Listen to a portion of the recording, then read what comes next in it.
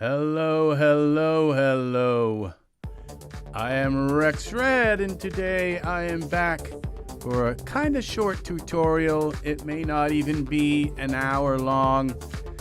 We're just gonna, I just wanted to kind of check in with y'all today because, and I've just realized that my Stream Deck isn't working. So I'm not really sure. Full screen, can I go full screen? No, it's not going to let me select these things. So I'm not really sure what's up with my Stream Deck. But, okay, it's not on, so I must have unplugged it. So, all right, so we're just going to have this particular view. I won't be able to go full screen. Okay, today we are talking about rabbits in Daz Studio. We have rabbits, okay? And if we come here... what did I just do? We don't want that.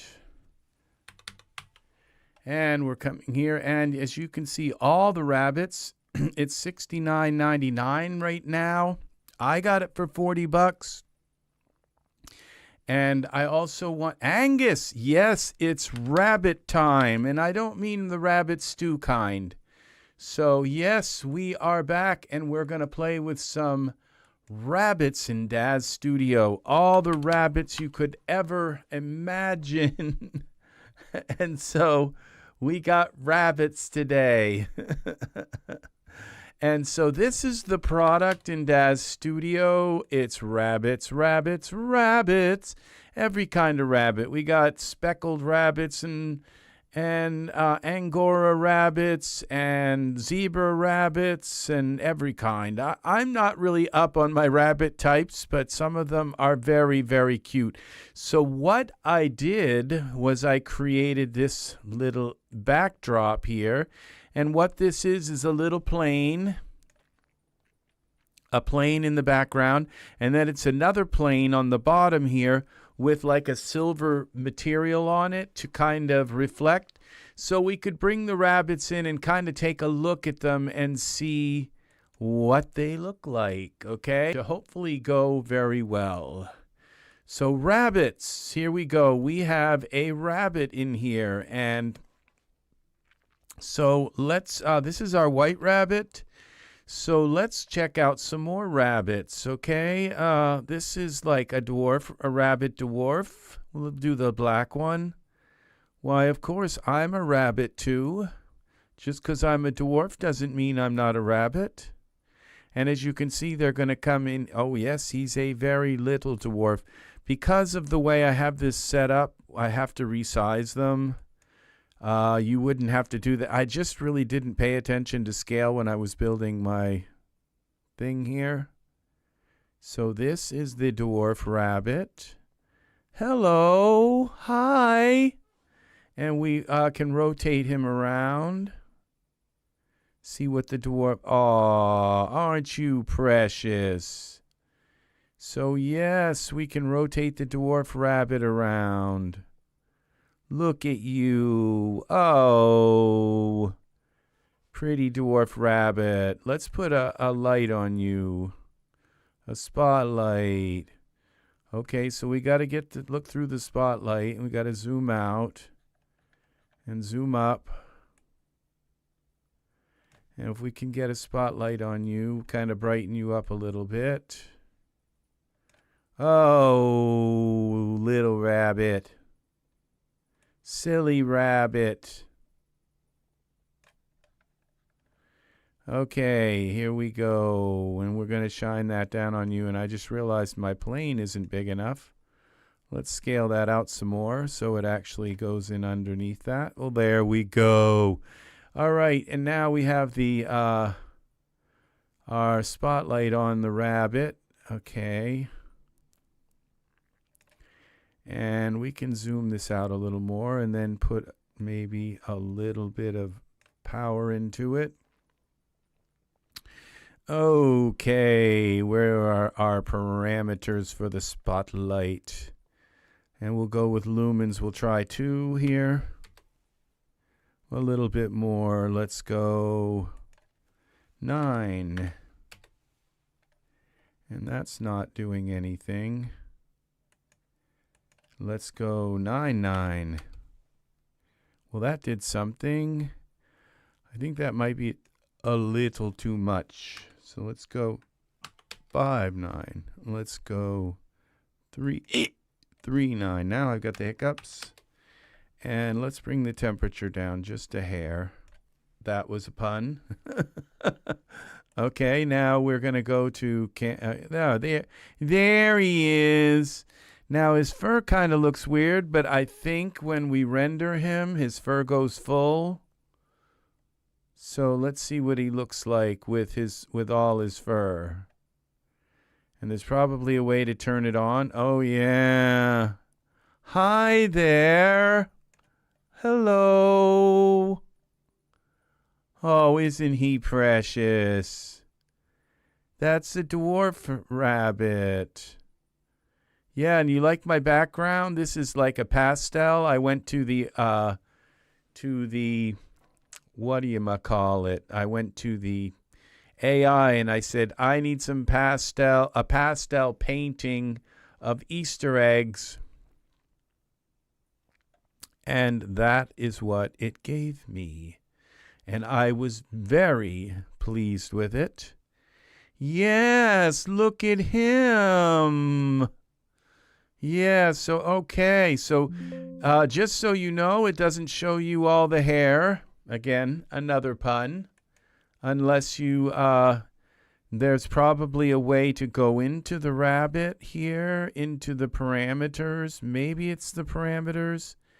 Let's see, back deflate, we got back compression, we got body mass increase, we got tail length, we got dwarf shape. We want maybe him a little bit taller, so that's take the European hair shape. Okay, so we can change him just like that, and it's like, hello, I'm a European hair.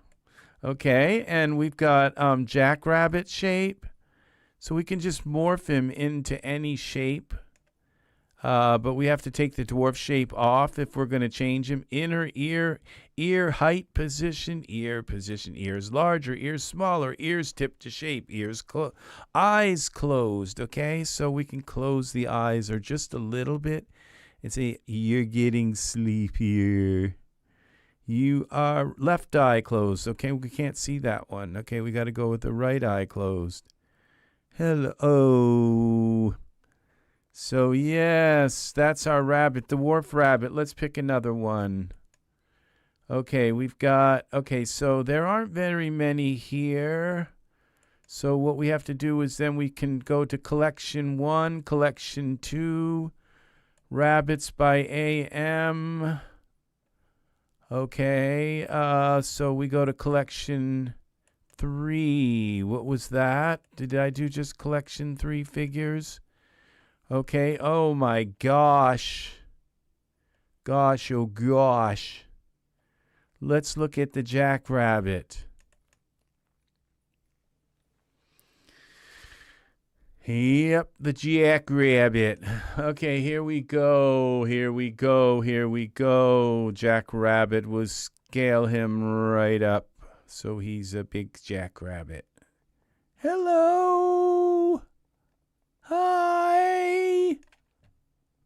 All right, and now we got to rotate him around. Hello. I've got big ears. Okay. I can hear you. You don't have to talk so loud. All right, let's see. And then we've got poses. Okay, so we got a couple of poses for the jackrabbit. It's like, hello, I'm running by. Oops, are those Easter eggs I just saw? Let's stop.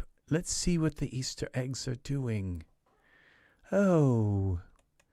And then, of course, you can move his arms and legs and twist his fingers around. I don't know if rabbits have fingers. They have paws. They have maybe digits. I'm not sure what rabbit digits are called. They definitely have ears. And then we have different hair, just in case one hair isn't the right kind of hair we want. And I don't know whether if you have to select the rabbit fur, It says rabbit body fur. Okay, it just says hair. I don't know if this will work to just change it. No, that didn't work. Control Z, whatever I did. Body hair, brown wearable preset. Okay, so maybe I have to take the fur off. Oh my gosh, I feel naked. And let's put this hair on him. Okay, that just put fur on him. Now he's got a whole different set of fur. Let's see what he looks like in the render. I render, badoo. Oh, our jackrabbit has been transformed. Look at this little precious thing. Oh, he's got hair coming on his ears. Aren't we adorable little fuzzy bunny? Okay, so yes. Isn't that pretty? Oh, I'm enjoying this so much. I only paid $40 for this whole rabbit collection, and I think they're adorable. Oh, yeah. So, would you like to cancel the render? Well, not really, but we have to move on. Okay, so it's very hard to tell what's going. So you can take any rabbit, I guess, and put different hair on them, and then another pun. And then we can go here and render it.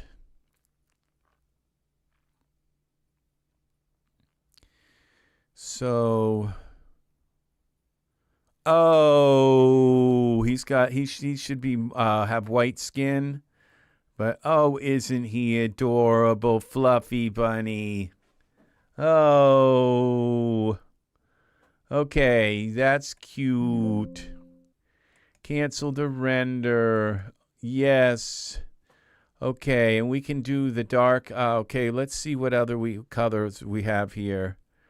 Oh, we got the floppy loppy hair. Let's try that one. So we'd have to change the figure.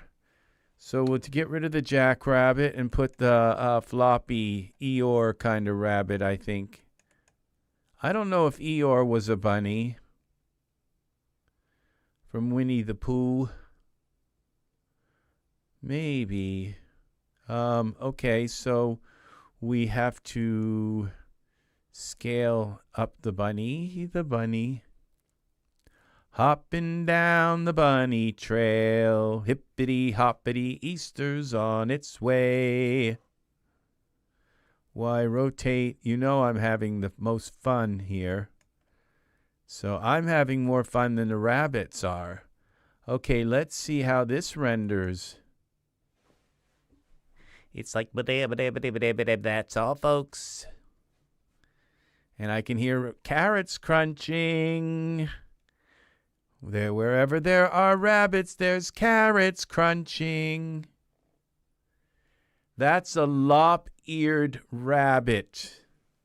Very nice. I actually have not heard of lop-eared rabbit. That term, you know, okay? I would call them flippity-floppity ears, but lops work. Isn't he adorable? Oh, I'd love to pet those little well, they're not little ears, but so yeah. Isn't he purty?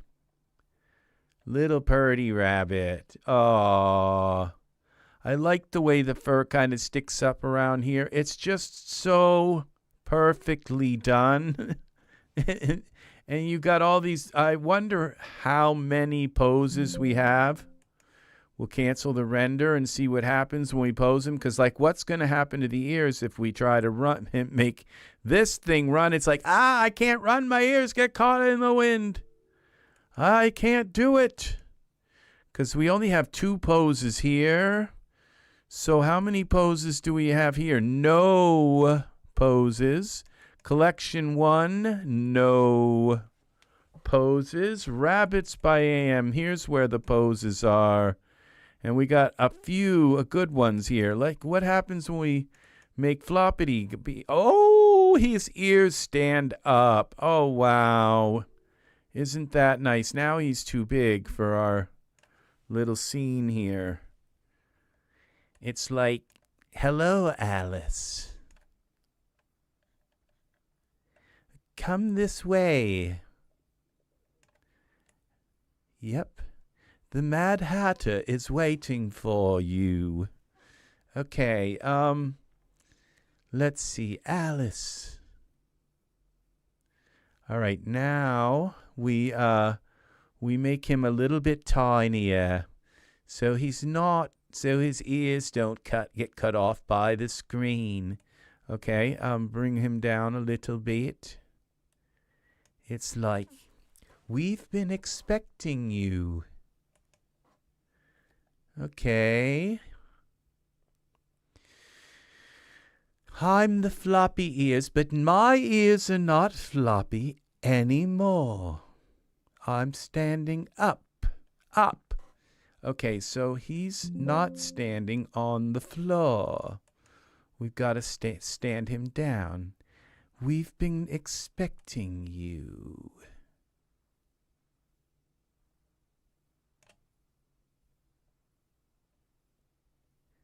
There's tea in the garden.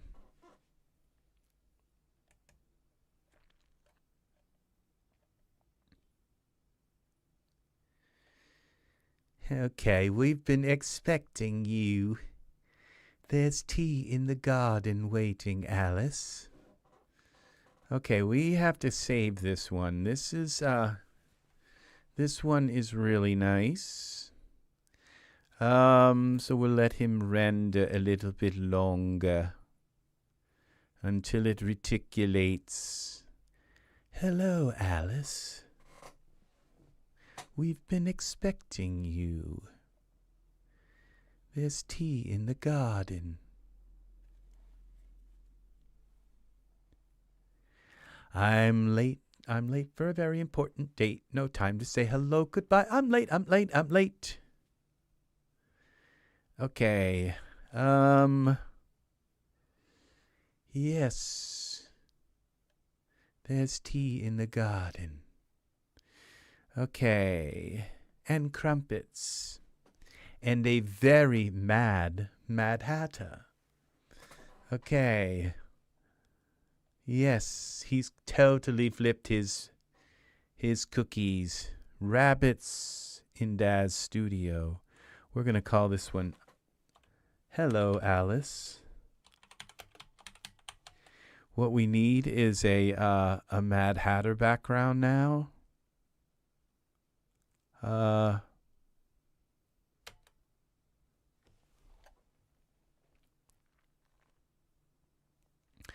Okay, we go to Photoshop.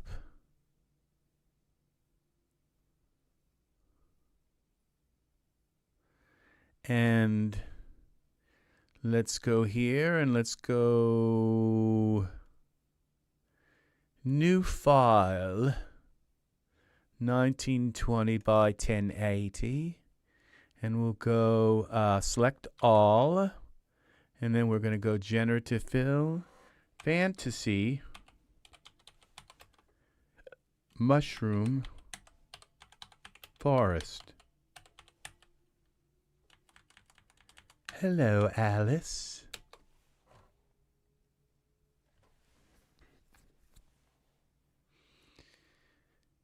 Okay, what is the AI going to do with this? Oh my God. God, oh God. I think I like this one better. Hello, Alice.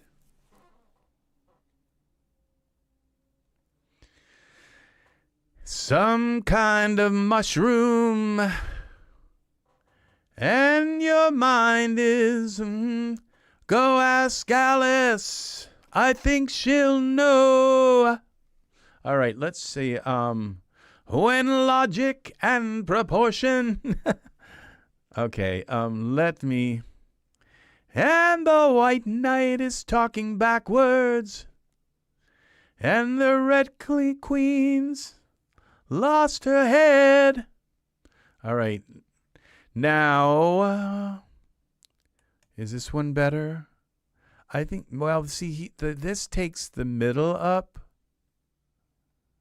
So what if we, Z? What if we just ask the AI to remove this? Remove that.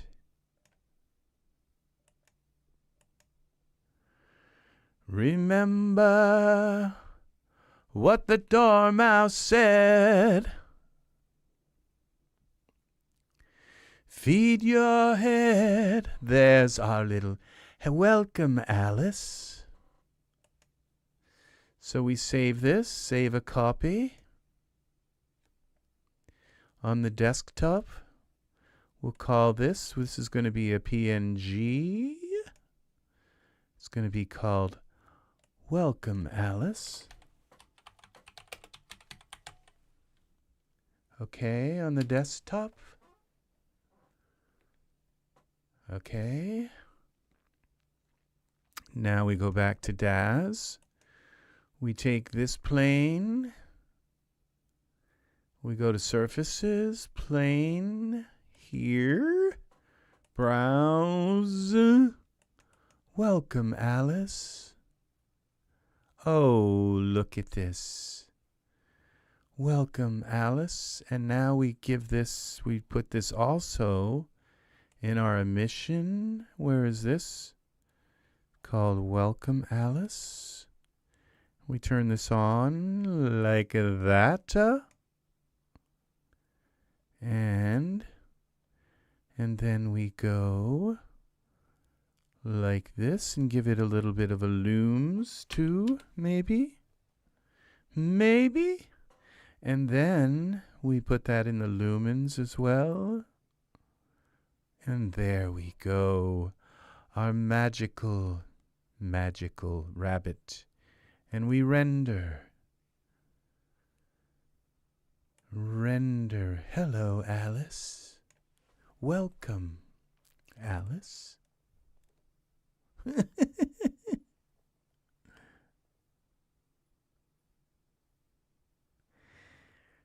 Come right along. I'm late. There's tea in the garden. Okay, we let this render. And there we go. Now, is he in the right place? I think he's a little too much this way. We cancel this and select our English Lop rabbit. We bring him this way a little bit. And then this way.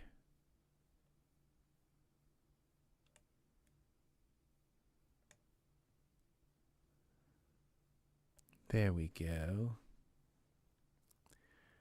And maybe we bring him back a little bit like this. And then over just a bit.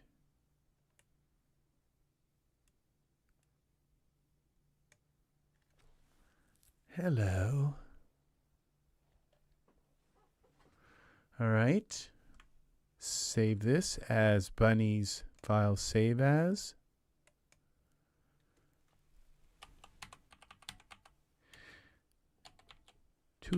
Bunnies 2. Okay. Accept.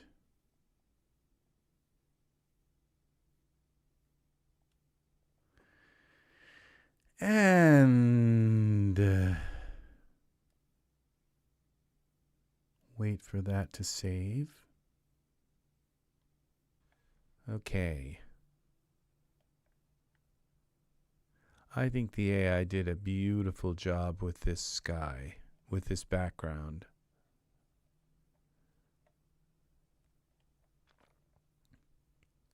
And how quickly did it just like, you know, I need a fantasy mushroom forest, do it now. And 2 seconds later, boom, here you go. And then I say, I don't want that big mushroom in the middle, gone. Yeah. So, yeah, this is This is the welcome, Alice. We've been expecting you. So, yeah.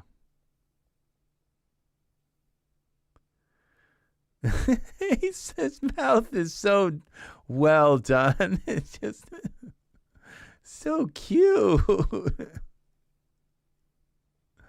Yeah. So now you don't have to, you can just like have your children play with the bunnies in Daz Studio. You don't have to go to the pet store and buy a bunny, you know, for one day for them to play with it on Easter and then set it free out in the backyard the next day. Yep. Hello, welcome, Alice. Welcome, Alice. We've been expecting you.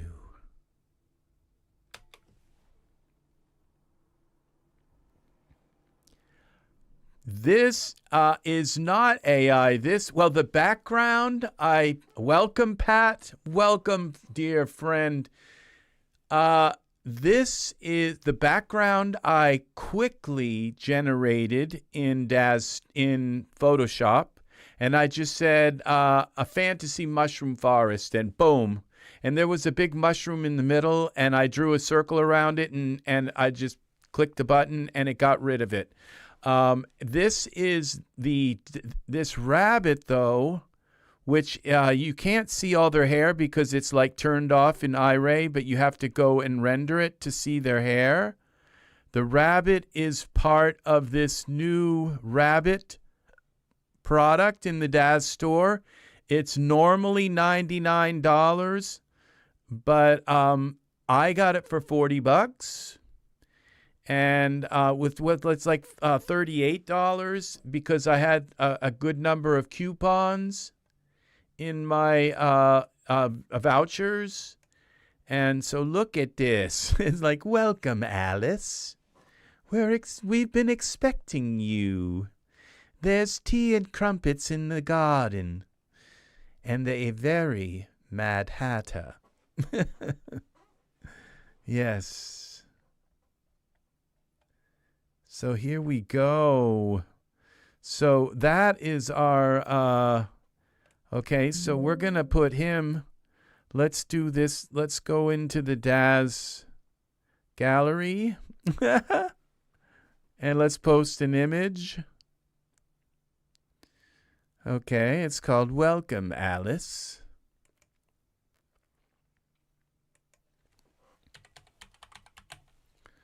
Welcome, Alice.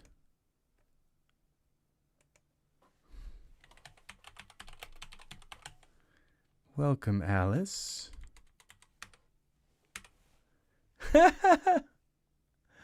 This is a fun video tonight. It's been fun. Been expecting you. We've been expecting you.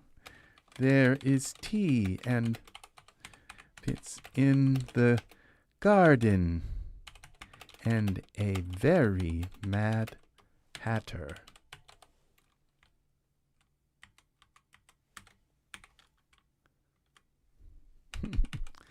There, we've been expecting you. There is tea and crumpets, tea in the garden, and a very mad hatter.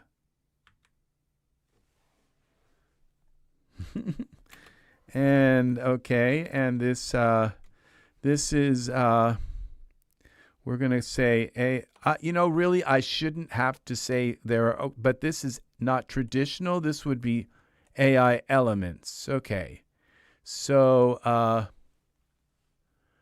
welcome. Thank you for the luck on the build. Welcome, Crypto X.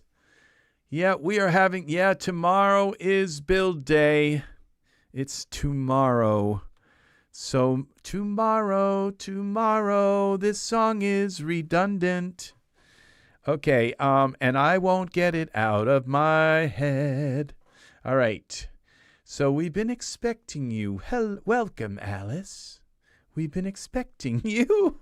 There's tea and crumpets in the garden, comma, and a very Mad Hatter. Okay, and this is going to be AI generated mushroom, fantasy mushroom forest.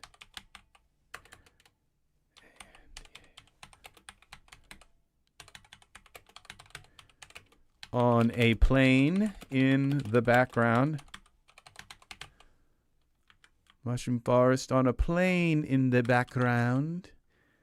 And a silver shader on a ground plane. On the ground plane. And it's, you could call it half AI, even though it's just two planes, you know. I would say this is not AI because, it's like the plane is actually an HDRI because it's an image.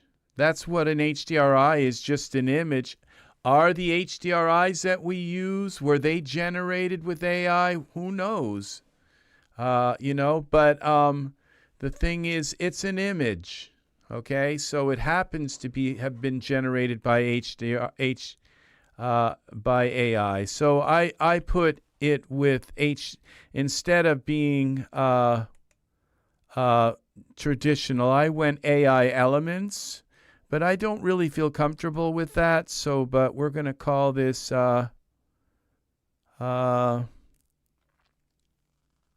I would just call it miscellaneous stuff. And the rabbit is a Daz figure.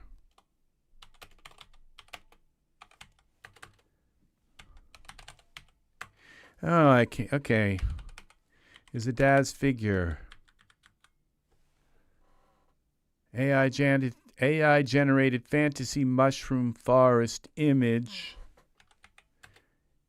HDR because it is actually a image. It is actually giving off light. It's an emission. So it just made it a little bit more kind of pop out more.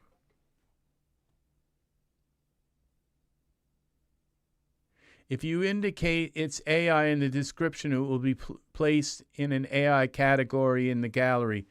Yeah, they can do whatever they want with it, but you can't like save it and publish it without choosing what this is.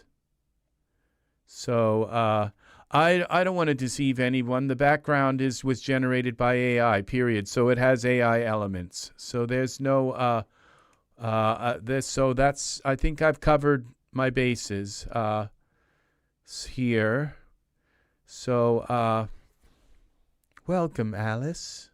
We've been expecting you.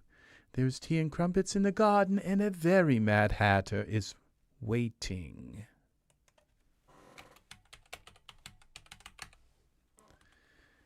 You have covered your tracks. I believe so, Pat. I believe so. Categories, fantasy. Fantasy. Is there a I think there is a fantasy. And what else do we have here? Does anything else fit this?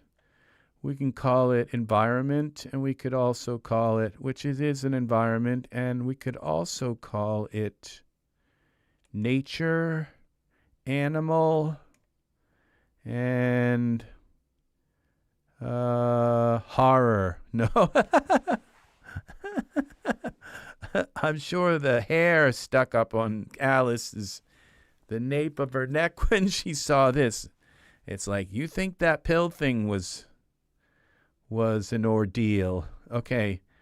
Tune, tattoo, vehicles, nature, historical, gothic, fantasy, expressions, environment, creatures. Okay, so we did animal, right? Yeah, okay, that's good enough. And tags, Alice in Wonderland. We'll go with that. It's the theme. Mushroom.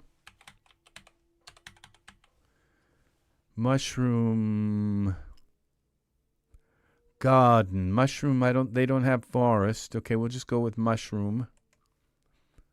And there it is. Okay, I think we're ready. I hate putting that in a miscellaneous stuff. I don't really have anything. Spirit doesn't, flock of angels. It doesn't fit in any of my other real categories. Rex Red AI.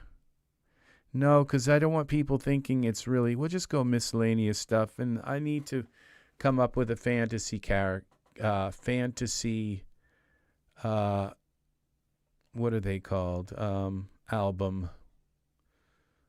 All right, we're gonna go here, edit. I think I'm just gonna center him a little better. Crop that. Now he looks like he's too far over. Okay, like he's gone past. Okay, now he's stopping and saying, I'm late for a very important date. No time to say hello, goodbye. I'm late.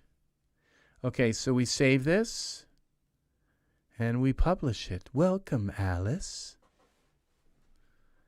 You need to have the voice. Welcome, Alice.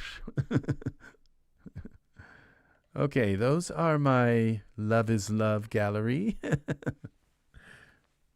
Okay, what have we got here? Popular, newest.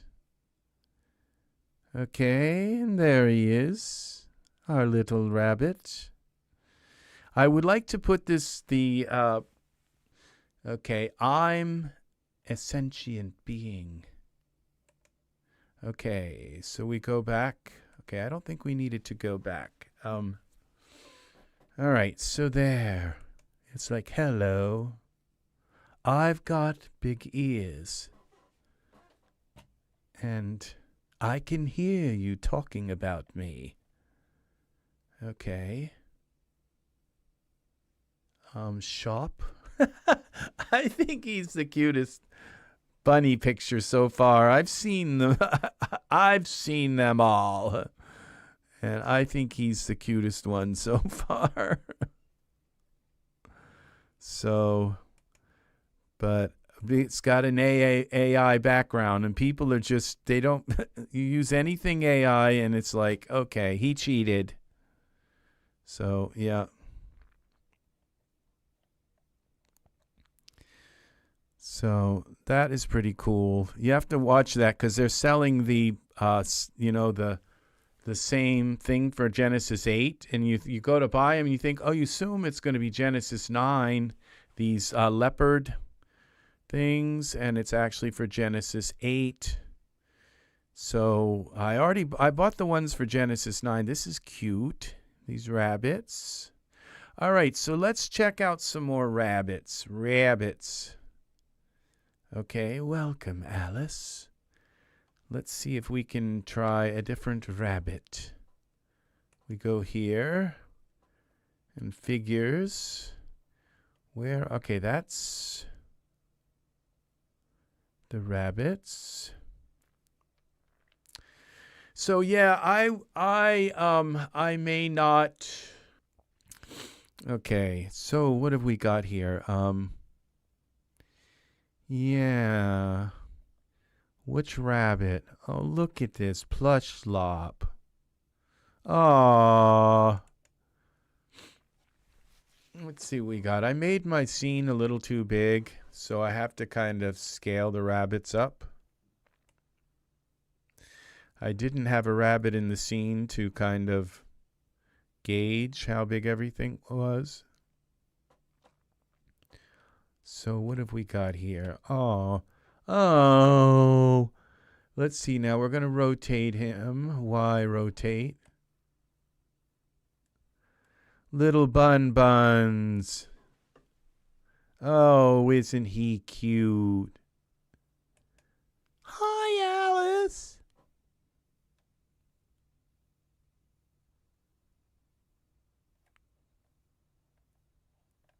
Oh, buns.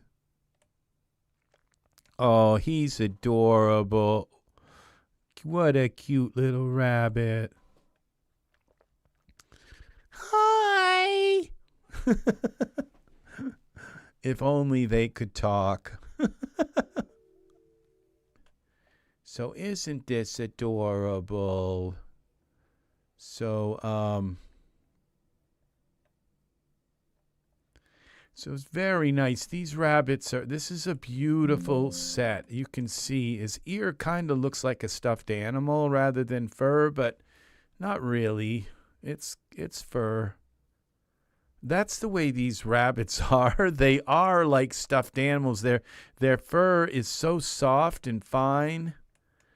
Yeah, that is just adorable. Now we go into here. And this is the one, this is the set with all of the poses. And so we can do these really kind of cool poses. And it does the ears too, which is nice. And all. He's like, I'm sniffing, leave me alone. And oh, I got something in my eye. All right, and what is this? Water or what is this? This is kind of, it smells like water, looks like water. You will find out eventually. Okay. So look at all these little poses. This is a nice set. It's a very nice set, and we got a little ear flopping over like this. It's like, okay, my ear is floppy. And this one here, it's like my, it is water. So, yeah, and you their fur doesn't show, it just shows the guides of the hair. The cat, the Daz cat is like that too. It's like, oh, these are really nice poses and all. So, yeah. So this is our Daz. Now, there's one other thing I want to bring to your attention. And if you know anything, if you have any experience with this, let me know, okay? It's not something I'm going to try. This is a program that's not sold in the Daz store. It is sold in the Microsoft store, okay? And it's currently, and it's made by Maginsoft. And it's a reputable program because Microsoft vets everything that gets sold in the store. They completely vet everything. It's $22, okay, to buy it. And what it does is you tell it where all of, I don't know how you guys do it, but and gals, I don't mean any offense by that. When I download my install manager, okay, I don't have it delete my zip files. I keep them in a folder, like on a spare drive, and all 10,600 of them. I keep them in a spare folder, and because I've had to redo my hard drive before, and I would rather just install them from that folder tell my install manager where they are, rather than have to download them as well. And I feel like it's just not really fair to Daz and their servers to, keep downloading 10,000 files from them. So I keep them in a folder, all of them, and I just tell the install manager not to delete them after the install. And that's what this program looks at. It looks at your install manager, and it creates a file from the I believe it downloads. It looks at the it looks at the zip file, and then it downloads stuff from Daz, and you have to give it permission to download stuff from Daz, and it creates something like this. And if you've ever tried to search like for something like Michael 8 or something in particular, just something, it will give you everything that says Michael, and it will give you everything that has an 8 in it. Okay, this won't. I don't believe this will. This uses Windows Explorer kind of features to look for stuff, and also the what's it called? The content library. You search for something, and it's the same thing. If you search for Michael 8, it will give you everything with an 8 in it. Okay? It won't look for Michael 8. And I believe this does. I'm not sure exactly, but this finds every single thing in your library. You can tell it how big you want the thumbnails and all of this, what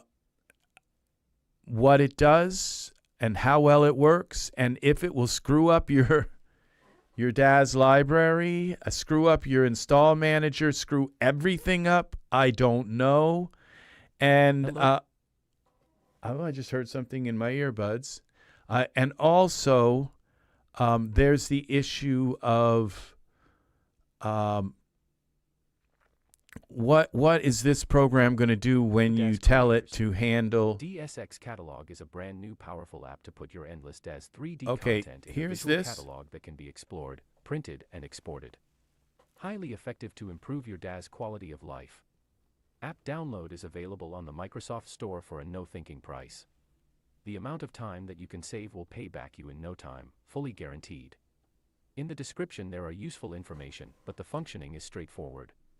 We only need to generate catalog files for our products with Daz Install Manager, so that the app can understand which products are installed. Easy as pie. If you haven't already, download all your products from the Daz website as manual zip files. If you look at the file name format, they start with IM that stay for Install Manager, followed by a number. Keeping a copy of your content is industry best practice, as additional bonus, in case of apocalypse you are covered. This is a great backup to quickly reinstall our content if we change computer or if we need to reinstall everything. Now that all our files are copied, open Daz Install Manager. We need to change the package archive directory. After the listing of the content, we can close Install Manager. As you can see, one DSX Why is is now this created coming for each out zip as file. mono? Our preliminary job is done. Let's open the app DSX Catalog in our package folder. Everything is there and we can now download thumbnails. The software saves a JPEG file for each product in the same Okay, package I'm folder, not going to so play this. I'm going to let you guys do it. This is the worst directions on how to do this I've ever seen before. It jumps, it's in fragments, and it doesn't tell, in the middle of it, it tells you something like, go into the install manager. Watch this part. The most important part is what you do in the install manager. It says click advanced settings here. The package archive directory. After the listing of the content, we can close Install Manager. Do you know how there's a jump right there?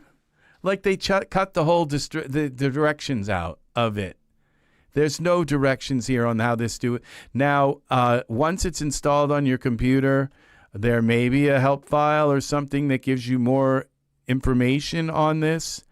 But that's why nobody is using this, because when they see that, it jumps right over the directions. Let's try look at that again. As install manager, we need to. I don't know why this is coming up. Let me play something else. So it would appear that their directions. This video is now when I click on it. Hello, Daz creators. Yeah, this is, you know, kind of typical of Microsoft. It's like when I click on the video, it doesn't stop. Microsoft has the very worst kind of like, you know, play, like video kind of just thing. There's this store. It's like, why is this coming out in mono? It's like, all right, through one ear. So, yeah, I'm not sure what's up with this, but it's $22.49. It's not a massive thing, but you know, what's it going to do with a library that has 10,000 products in it, that have been 10,600 products in it? You know, how is it going to display that? And so this is what's kind of odd to me. Now I can open this up and see what's going on with my mixer here. Hello, Daz creators. DSX Catalog is a brand new powerful app to put Okay, your here Daz it is. 3D content in a visual catalog that can be explored, printed, and exported. Highly effective to improve your Daz quality of life. App download is available on the Microsoft Store for a no-thinking price. The amount of time that you can save will pay back you in no time, fully guaranteed.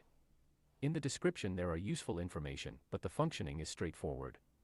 We only need to generate catalog files for our products with Daz Install Manager, so that the app can understand which products are installed. Easy as pie. If you haven't already, download all your products from the Daz website as manual zip files. If you look at the file name format, they start with IM that stay for Install Manager, followed by a number. Keeping a copy of your content is industry best practice. As additional bonus, in case of apocalypse you are covered. In case of apocalypse, that guy, you know, and obviously this is translated from another language. I don't know. It doesn't have to be Chinese. It could be from, you know, Dutch, or it could be from German or something. It's some, you know, who knows who made this? Okay, it doesn't. Great backup to quickly reinstall. They've and this person has a bunch of other really nice apps in the Microsoft Store. Our content. And the fact that they have made a Daz app in the Microsoft Store that allows us to look at our content, search through our content kind of intelligently and find stuff. And probably there might be other information here. What I don't like about it is when it gets to... Okay. We need to change the package archive directory. After the listing of the content, we can close install. Okay, it says we need, this is where it just jumps over it's like, and this is what really kind of turned me off to it. We need to change the package archive directory. Okay, we need to change the package archive directory. That part in my head doesn't compute, okay? Because when I buy a new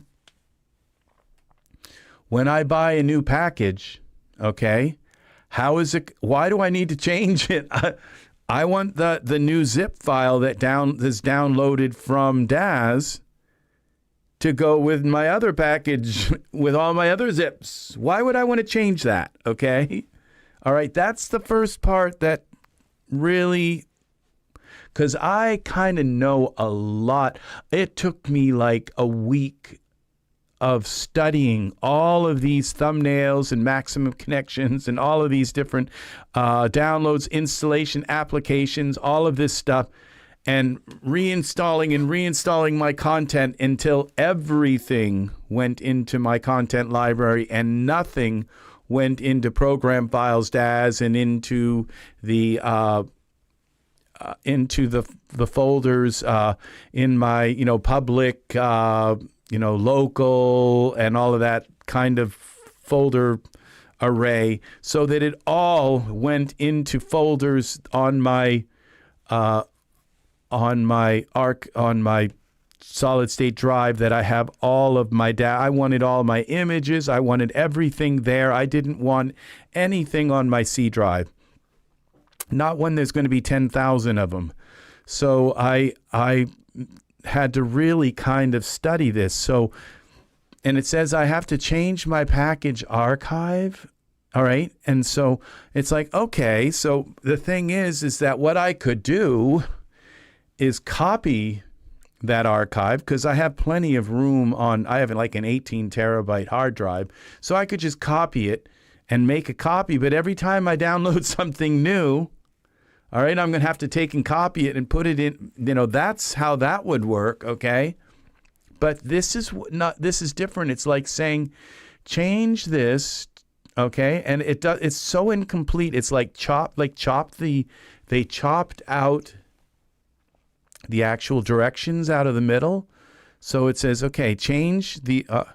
After the listing of the content, we can close Install Manager. After the listing of the content, what does that mean? It's like, do we tell it this DSX catalog where the new content is, and it lists it, and then it creates it. See, instead now you have then two files. You have a DSX file and a zip file. So it creates a file next to all of the content. Let's go over this again, all right? As Install Manager, we need to change the package archive directory. All right, you see, we have to change. So it says this package archive directory says it's at C. Just a moment.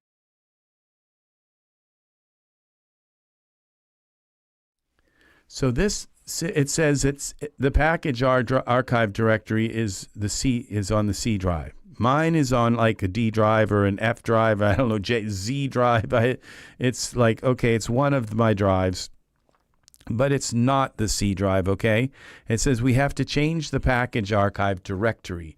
That part bothers me, okay? Because I have it, there's a reason why I have it where it is, so that it will put everything in there, okay? And Daz won't try to re-download things that aren't there and reinstall them or whatever. So I just don't want that kind of corrupted. Okay, so I don't want to change the package archive directory, period. Okay, I just want it to stay where it is. Okay, thank you. All right, so... For the listing of the content, we can close Install Manager. After the listing of the content, and then now it says USB D drive D. So it's obviously they've put these on an external drive, on a USB.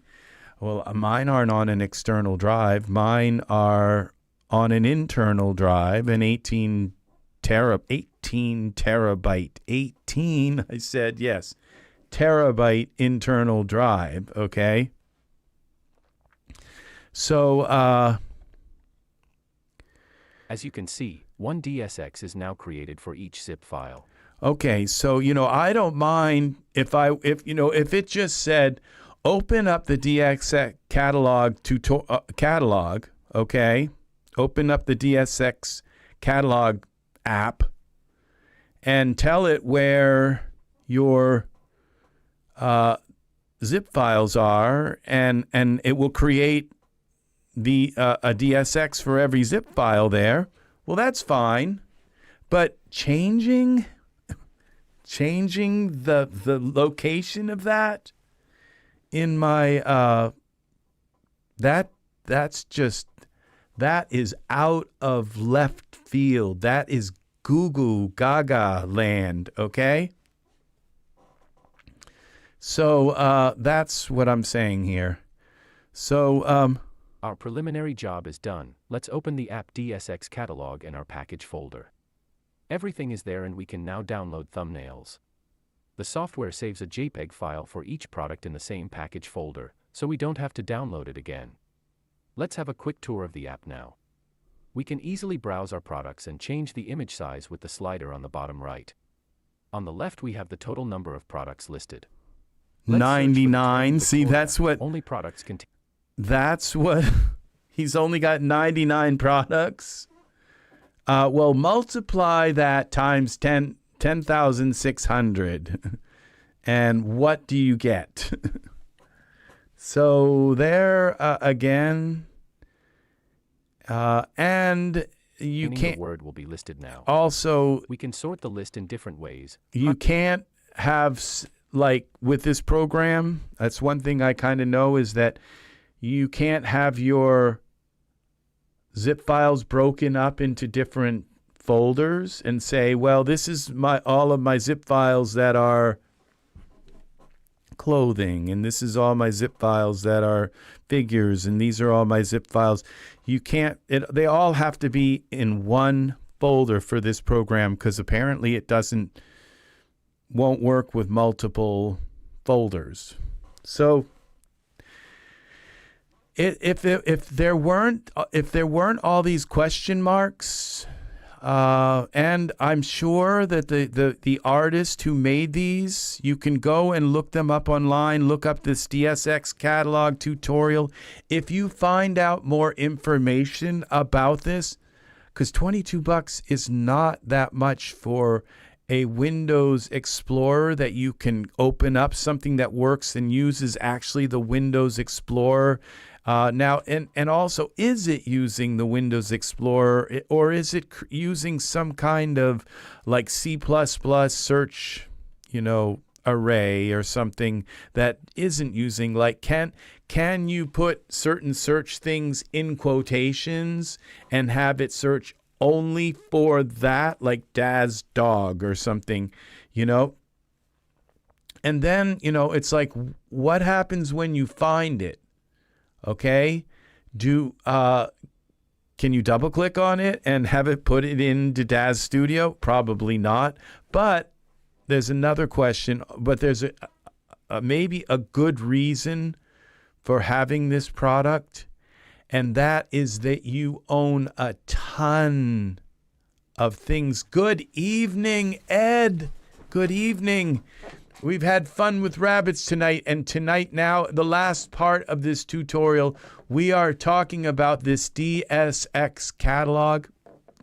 I am not recommending that anybody download and use this product. It's in the Microsoft Store.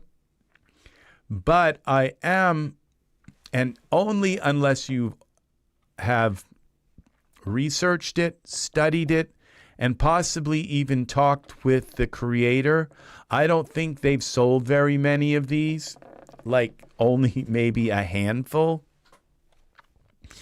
And but what I believe that this would be very helpful in doing would be showing you a ton of products that you don't even realize you own. Okay? That is what I think that this is good, because product ID are most recent. To print a PDF of the filtered list, click on the print button and set something like 16 items per page, if we want images a bit larger. Remember to select the PDF printer and, if the preview is fine for us, click on the print button. There are many other features that I'll leave to you to discover. Enjoy a modern visual catalog. In the description, a coupon to download the app for the quickest reader. Okay, now there are coupons available, and if you use the coupon, I think you can get it for free. But now when you go to here, there's no place like download it, install it, use the demo, and apply the coupon, and you get it free. It's not here. The only thing you can do is click this, and it wants you to buy it. So I don't think the coupon works anymore. And I've looked around here to click and see if I can click on any of these things and get it for and have it download it, and nothing works. Now this MainSoft, this guy, these are all his apps. He's made other apps. Photo Sifter, the batch video merge, light resolve. This looks kind of cool for using with your camera. These are pretty complex apps. They're not like match 3 kind of games or anything. These are very complex. This is a very brilliant person that made this, okay? And the camera 3D is free, whatever that is. And most of his apps are $22.49, like so. This one's $98. That's a lot of money for that app. This one's 68 Phoenix Bird database. This is very, very, very awesome. So I don't know how they came across this, whether he made them or she made these themselves, but this is very, very, very interesting, okay? It's interesting, and $22 is not a lot of money to be able to kind of like get some, like have a companion search thing, so that you can kind of just say and search for like fences or search for barn doors or search for stained glass windows or something like that. And you can do that in Daz, but this is the problem with the search in Daz. If I go stained glass windows, okay?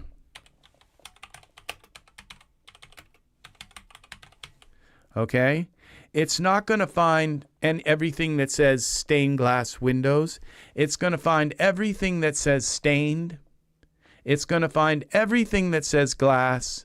And it's going to find everything that says windows, okay? It's not going to find stained glass windows. And I don't know of any way to make the search find something like that the exact thing you type in. And we're talking about in your content library, because in the smart content, it filters almost everything you type in, okay?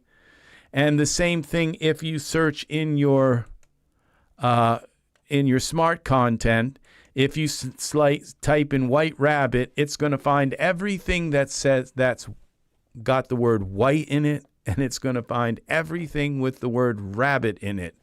So that is the problem there. Now, so at least you could find a product this way in the Microsoft Store. At least you might be able to use this to not only like look through like 10,000 items and like literally every picture for every item that you bought, which would be much more than 10,000 items. It would be probably close to 1 million items that this could theoretically be showing you. And it's a way of looking through your entire catalog in a very, very, you could make it full screen, you could make the images as big as you want, and kind of go through them and let your subconscious mind kind of just learn, absorb. It's like sleeping with a book under your pillow. So, I don't know, it's that kind of idea. But this looks pretty interesting, actually. And the fact that you can make the images bigger. And for $22 Hello, bucks. Daz creators. DSX Catalog is a brand new powerful app to put your endless Daz 3D content in a visual catalog that can be explored, printed, and exported. Highly effective to improve your Daz quality. Now, explored. That excites me. Printed and exported? Nah. I don't want to do that, and not at all. But explored, yeah. And I don't care that I can't necessarily, that I can't click on it and have it put it in the scene. All I care is that I can look at it and say, oh, I didn't know I had that. I forgot that I own this product. I know I own this product. This is like a loft here with a bed. There's a bedroom up here. It's like a loft house. It says corner room Zen, but I own this product. I've never done anything with it, but it reminds me of the geodesic dome house that I saw one time. Some friends owned a geodesic dome. It's a cool house. So it's kind of a hippie house. That's a cool product. I don't remember this. This Planet Gliese, you see, a lot of these, I don't see these products as being incredibly new. This, I don't really see anybody here that's Genesis 3. So at least there's a mention of Genesis 8. I don't see any mention of Genesis 9 here. But let's go through. App download is available on the Microsoft. Now these are old characters, Genesis 2. So and this is I think Genesis 8. Store for a no thinking price. The amount of time that you Now you see where it says open or it says update and there's 1 rating. Okay? Somebody liked it. Which means they probably haven't sold anything. But it has 5 out of 5 stars, I think. 1 person rated it, probably his wife. I don't know. But, this is actually a nice product. It is. If I could get past the fears. Save will pay back you in no time.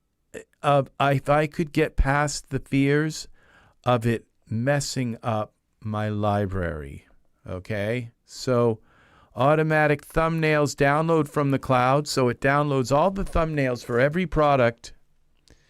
And I will tell you another thing, that when you go through this, apparently Daz has turned them off. You have to go into your preferences and turn them off.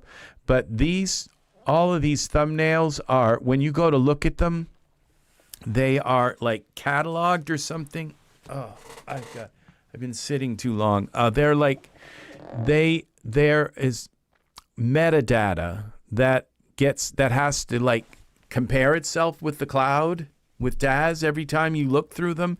And Daz is just giving you the ability to turn off that metadata, so it makes searching through your library. It used to be like really slow, and because it had to check the metadata with every picture to make sure you owned it and make sure and all that. And Daz finally just kind of relinquished that and said,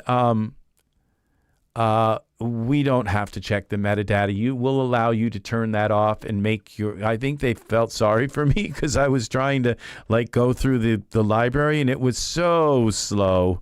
And now it's pretty nice now where you can go through your smart content pretty fast.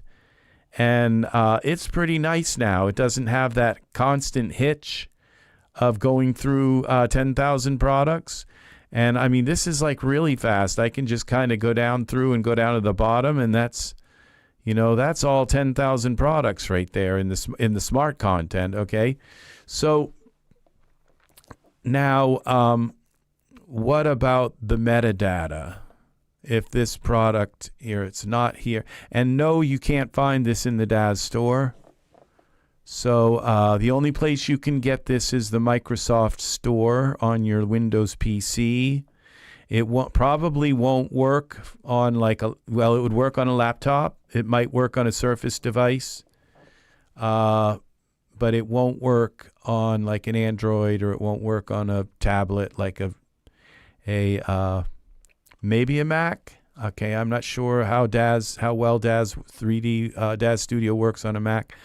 So, fully guaranteed. In the description, there are useful information, but the functioning is straightforward. There is useful. We only need to generate catalog files for our products with Daz Install Manager, so that the app can understand which products are installed. So it says we have to generate. Okay, listen to that again. In the description, there are useful information, but the functioning is straightforward. We only need to generate catalog files for our products with Daz Install Manager so that the app can understand which products are installed. Easy as pie. See that cliche bothers me because whenever somebody says that, like, it only takes one button, one button, or, you know, and I've had that happen with kind of Riversoft saying that before. It's like, do your batch convert your entire library in one click. And it just ruined my entire library, and I had to redo my entire Daz library because of one click. So yeah, one click and bye-bye. So that is what we're talking about. So that is why I am not recommending this, but let's all put our heads together and get to the bottom of this product and see if for $22 we can I don't dare do it because I have more to lose. I don't have 500 products or something. I have 10,000 products, 10,600 products. And if I lose my library, I am going to be, I will be the Mad Hatter. So, yep. And I will be the White Knight talking backwards. So, yeah. So this is the last part. Already, download all your products from the Daz website as manual zip files. If you look at the file name format, Now, this is really weird. It's like, download all of your products from the Daz website as manual zip files.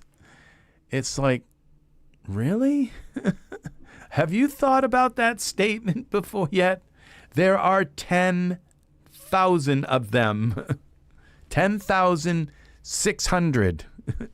And, and the thing is that Daz, and, this is all kind of crazy because the way this should be worded, okay, the way this should be worded is it should say, and I believe they do talk about that. It's like that you go into your install manager and you uninstall your whole library. If you don't have that checked, where it says delete the zip file after it installs, okay? So you uninstall your whole library, and then you click that little checkbox, and it says, so it doesn't delete the zip file after it installs, so it leaves it in your download folder that you specify in the install manager. That's what this should be telling people. This is incoherence on a beautiful app like this, all right? Keeping a copy of your content is industry best practice. As additional bonus, in case of apocalypse, you are covered. Okay. Now, that's very wise because keeping a content, and instead of in case of the apocalypse, you could say something like, if you ever need to reinstall your Daz, I mean, that was like childish. If you ever need to reinstall your content, you won't have to download it again. Okay? So that's it right there. Okay? So now, if we can look at this, most of the stuff here, it's like I'm seeing Genesis 2, I'm seeing the starter. A lot of people that are programmers, they don't go and buy a million Daz products. They have This is a great backup to quickly reinstall our content if we change computer or if we need to reinstall everything. That's a good thing. Now that all our files are copied, open Daz Install Manager. We need to change the package archive directory. After the listing of the content, we can close Install Manager. See, now there's something cut out of that. It's just there's something missing there that says, like, because it doesn't say, there's no button you click that tells it to create these DSX files. Just changing it to another drive isn't going to create these DSX files. See, so at this point, there's nothing I can do with this DSX catalog until I get some kind of manual, all right, that goes with it.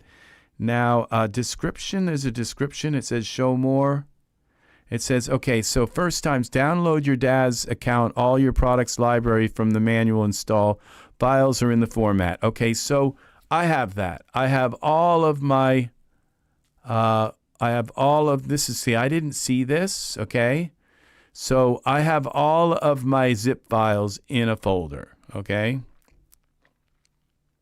Open the manual to the advanced settings, the package with the folder containing your product library files. DIM will show you the list of your products and manifest in the DSX. Okay. The list, okay. Open the Daz install manager, DIM, and set in the advanced package archive with the folder. All right, let's open the install manager. Okay. Now you will see that I actually do have 10,600 items. It takes like a long time for my install manager. So we'll just let that sit there for like an hour until it finally comes up. Okay. We're going to close my settings here. And I'll close my mixer. Okay. So open the Daz and set in the advanced the package archive with the folder containing your library files. DIM will show you the list of the products and manifest files. DSX will be created.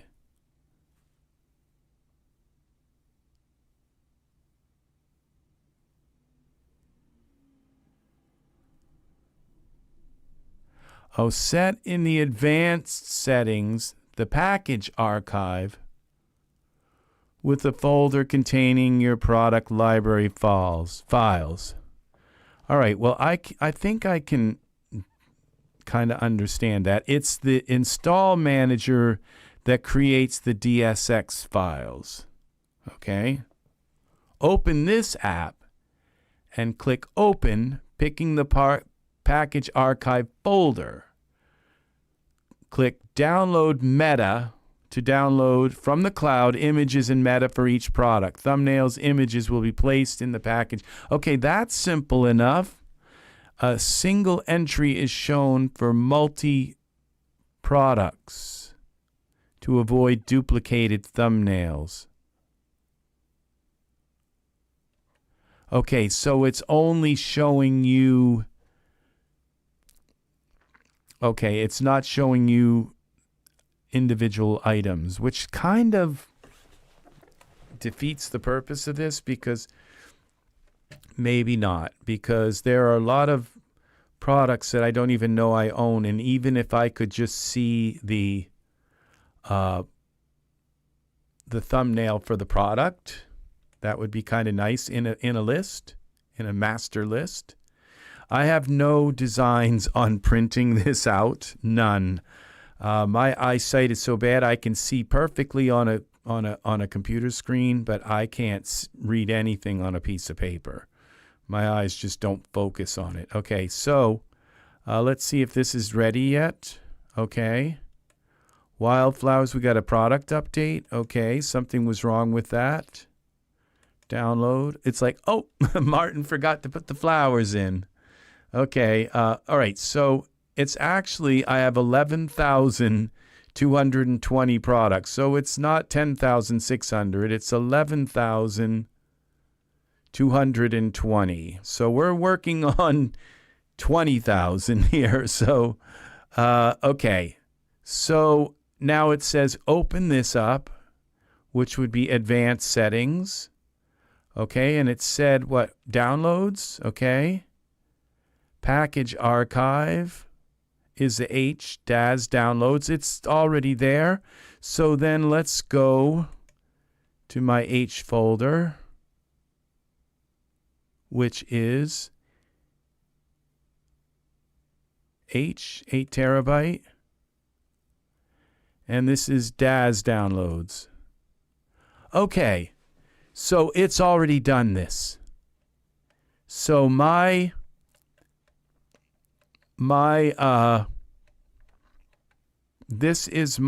are all my downloads.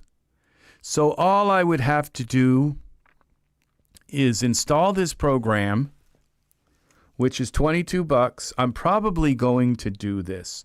Maybe not today, but maybe sometime within the next couple weeks. Okay, I am going to purchase this program. And then all you do is tell the program where your downloads are, and then you click this thing that says download from the cloud. And it's going to fill it with all those icons, and you're ready to go. So now it doesn't seem so insurmountable, okay? This is actually very surmountable. And it's just every product, every single zip file that I've ever purchased is all here. And it's going to show me all of the image. The rabbits ones are the last ones here. Now these say image files. No, you don't need a new PC for your 3D stuff. You need a bigger drive. Okay? And you have to look now if you're maybe you need a new PC if your PC is a and welcome, N Cherry. Welcome to the thank you for stopping by and gracing our lovely forum here. So what if you have a laptop, then you're kind of stuck with having to use, if it's a new laptop, which it sounds like you don't because you're using the word PC. Now your PC has it probably I know it does. I know it has space inside for a solid state drive. Okay, because a solid state drive is tiny. It's like about that big, and it's thinner than a tablet. Okay, and it's only about that big, like this. Okay, a solid state drive. Let's see if I can find one. I don't know if you've ever seen one, but I'll show you one. Oh, if I can stand up. I couldn't find one, but I may have them all in my computers right now. I think I remember putting another one in one of my other computers. It's about this size right here, but it's not quite as big. Like it's only about like that size, okay? Where from that to the end here, so it's about half the size of this phone, okay? Lengthwise, and it's a little bit thinner than the phone, okay? And so that is the size of it. So you could Velcro that. You don't even have to mount it inside your computer. You just plug it into an extra power port inside your computer, which there probably is one, and you plug it into that extra power port inside your computer, and you could just hang it or Velcro it like anywhere inside your computer where it's kind of out of the way. And when you go to Amazon, the problem is that these solid state drives are fast. They're very, very, very fast. And so your stuff loads up like very quickly, but they're expensive. But they're not as expensive as internal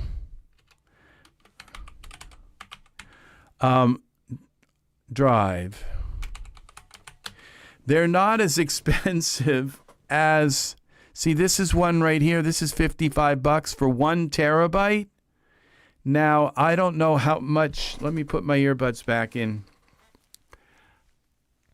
How much? I just have a massive folder of old scene subsets going back to 2019. I have 2 USB solid state and 1 in my motherboard. Okay, so what you have to do is switch one of them out, the one that's in your motherboard.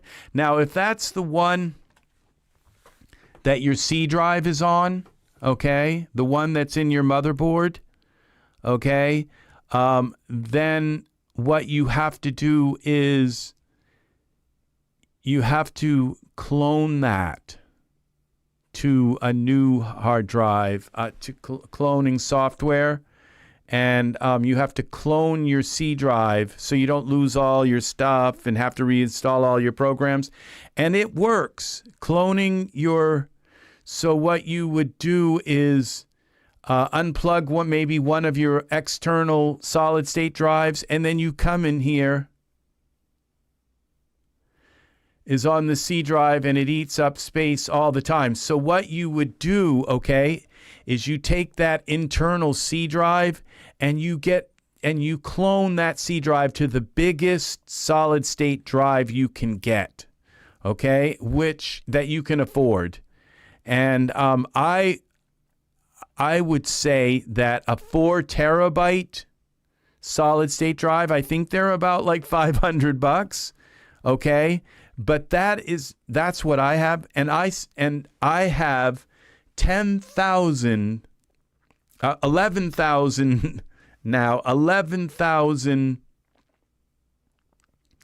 products on my solid state drive, and I still have a terabyte left. Okay?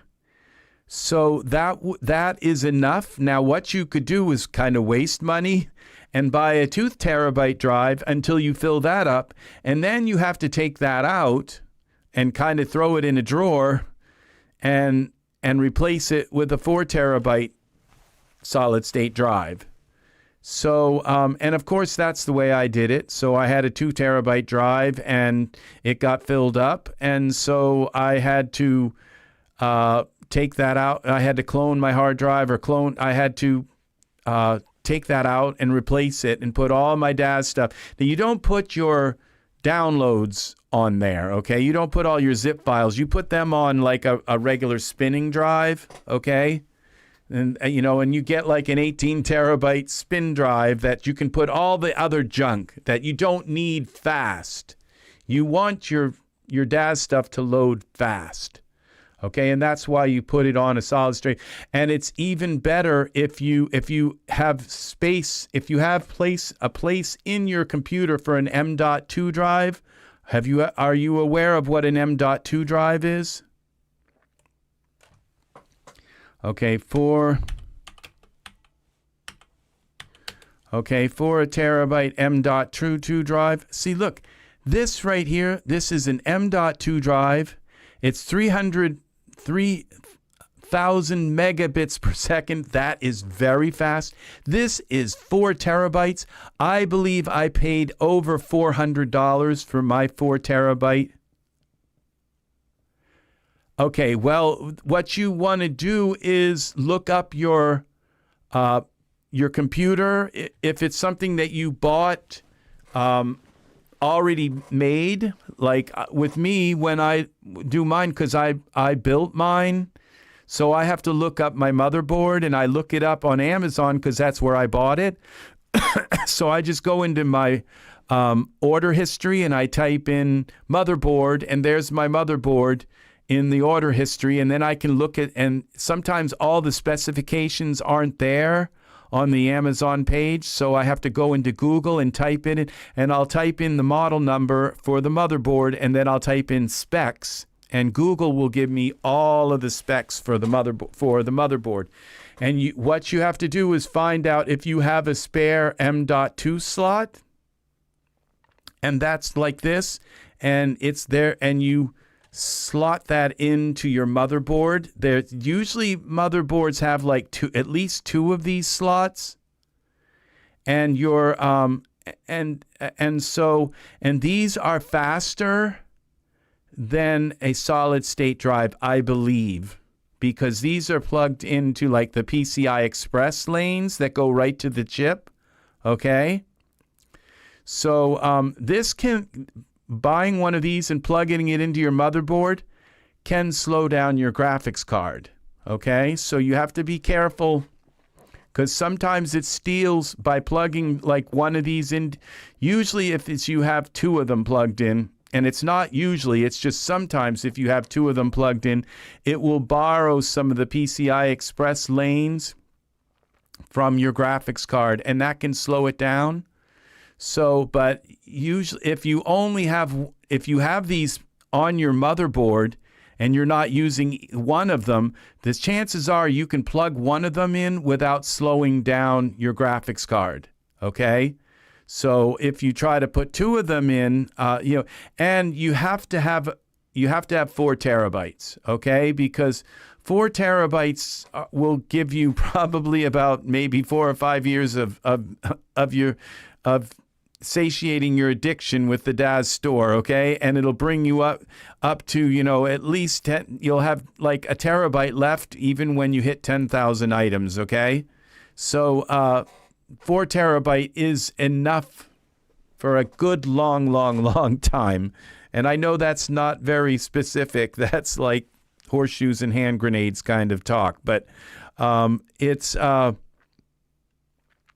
so this is the kind of this is what you want. All right, you either want, this is preferable, okay? And these little slots on the motherboard. And if I take you to, let's see, we go to, let's go to Asus motherboard. Okay, Asus motherboard. And we'll take a look at this one here. Okay, this is what I own right now for one of my computers. Is this B550 Plus? It's not the exact same thing. But when we look at this up close, all right, this, and we go here, see that little, this little, okay, if I wish I could kind of get this, okay, right here, see this thing? That's an M.2 slot, okay? And that gives you 4 terabytes. If you have one of those on your motherboard, you can just take the tower and look at and it might be hidden underneath a plate, okay? And you'll see a big kind of metal plate there, and that metal plate is a heat sink, okay? And so this, this, and you just plug it into here, and then you screw in this teensy, you have to have a metallic screwdriver, and you put this little teensy, it's the teensiest little screw you've ever seen in your life, and you screw that down, and it flaps that, and it holds this chip in place, okay? And this is the chip, okay? And that's where the little screw bites into it, okay? And this is tinier than it looks, okay? And so this goes, and you see you're going to have to take your graphics card out to put possibly put this in. And once you put it in, your computer will format it, but as you can see how close this is to your graphics card port. And so and there's like another one here, okay? And sometimes they have them so they standing up, so that they stand up vertically off of the board. And they have like a little bracket that holds them up. So this is the M.2. And if you have one of these on your motherboard, like I said, it can steal. And if you go to your manual that came with your computer, your computer probably came with a motherboard book, okay? And in that motherboard book, it will tell you, I'm sure it will tell you, that if you plug in an M.2 card, whether if it will bump this, because this is a 16X slot, okay? It's 16X. That means it has 16 lanes that go to the CPU up here, okay? This is where you plug in the CPU. It has 16 lanes that go there. And sometimes it'll give you, and what'll happen is, it depends on how new your motherboard is, but your, sometimes if you plug this in, it will change this from 16 lanes to 8 lanes, okay? And that is going to slow down your graphics card. It'll cut it, maybe not in half, maybe by a third, maybe not even that, maybe by a quarter, you know, and maybe even less than that, okay? But it will cut down the ability of your graphics card to work. So, but sometimes it has enough lanes. But I tend to think it won't. And the same thing can happen here if this is where you plug in like hard drives and solid state drives. This is where the SATA plugs are for your, and plugging in too many hard drives here can also cut this down in half. Not necessarily down to like 4, okay, but it could theoretically cut that down to 4. So you might be right, and Cherry,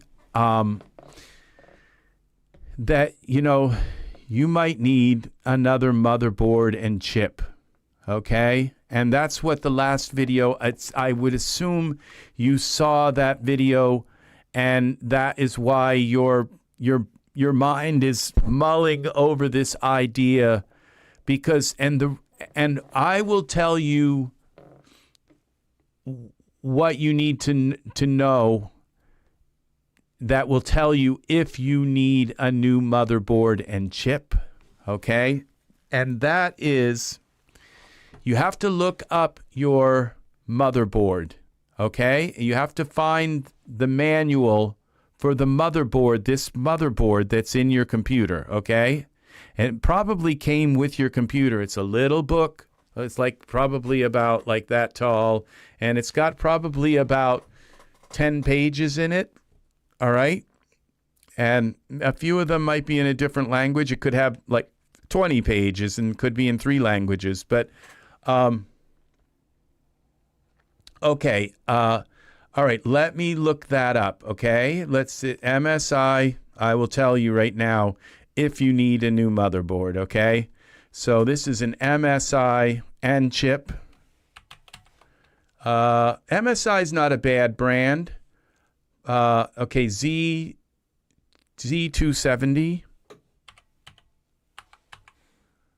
DDR4, okay, that's a little on the old side, but not completely. Okay, M270.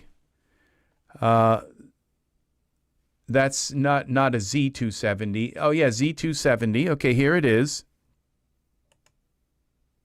Now that's Asus stuff. That's at Z270. MSI Z270. Okay. Oh, this looks like a nice one. VR ready. Okay, this is a nice motherboard. Is this your motherboard?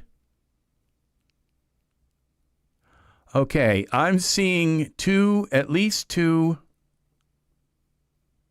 Okay. It's the gold colored one. Okay. Only 3 left in stock. Okay, what did I just do? Okay. MSI Z270 DDR.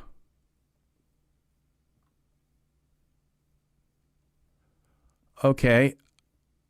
It's got, all right. Top of the search page. Okay, let's go.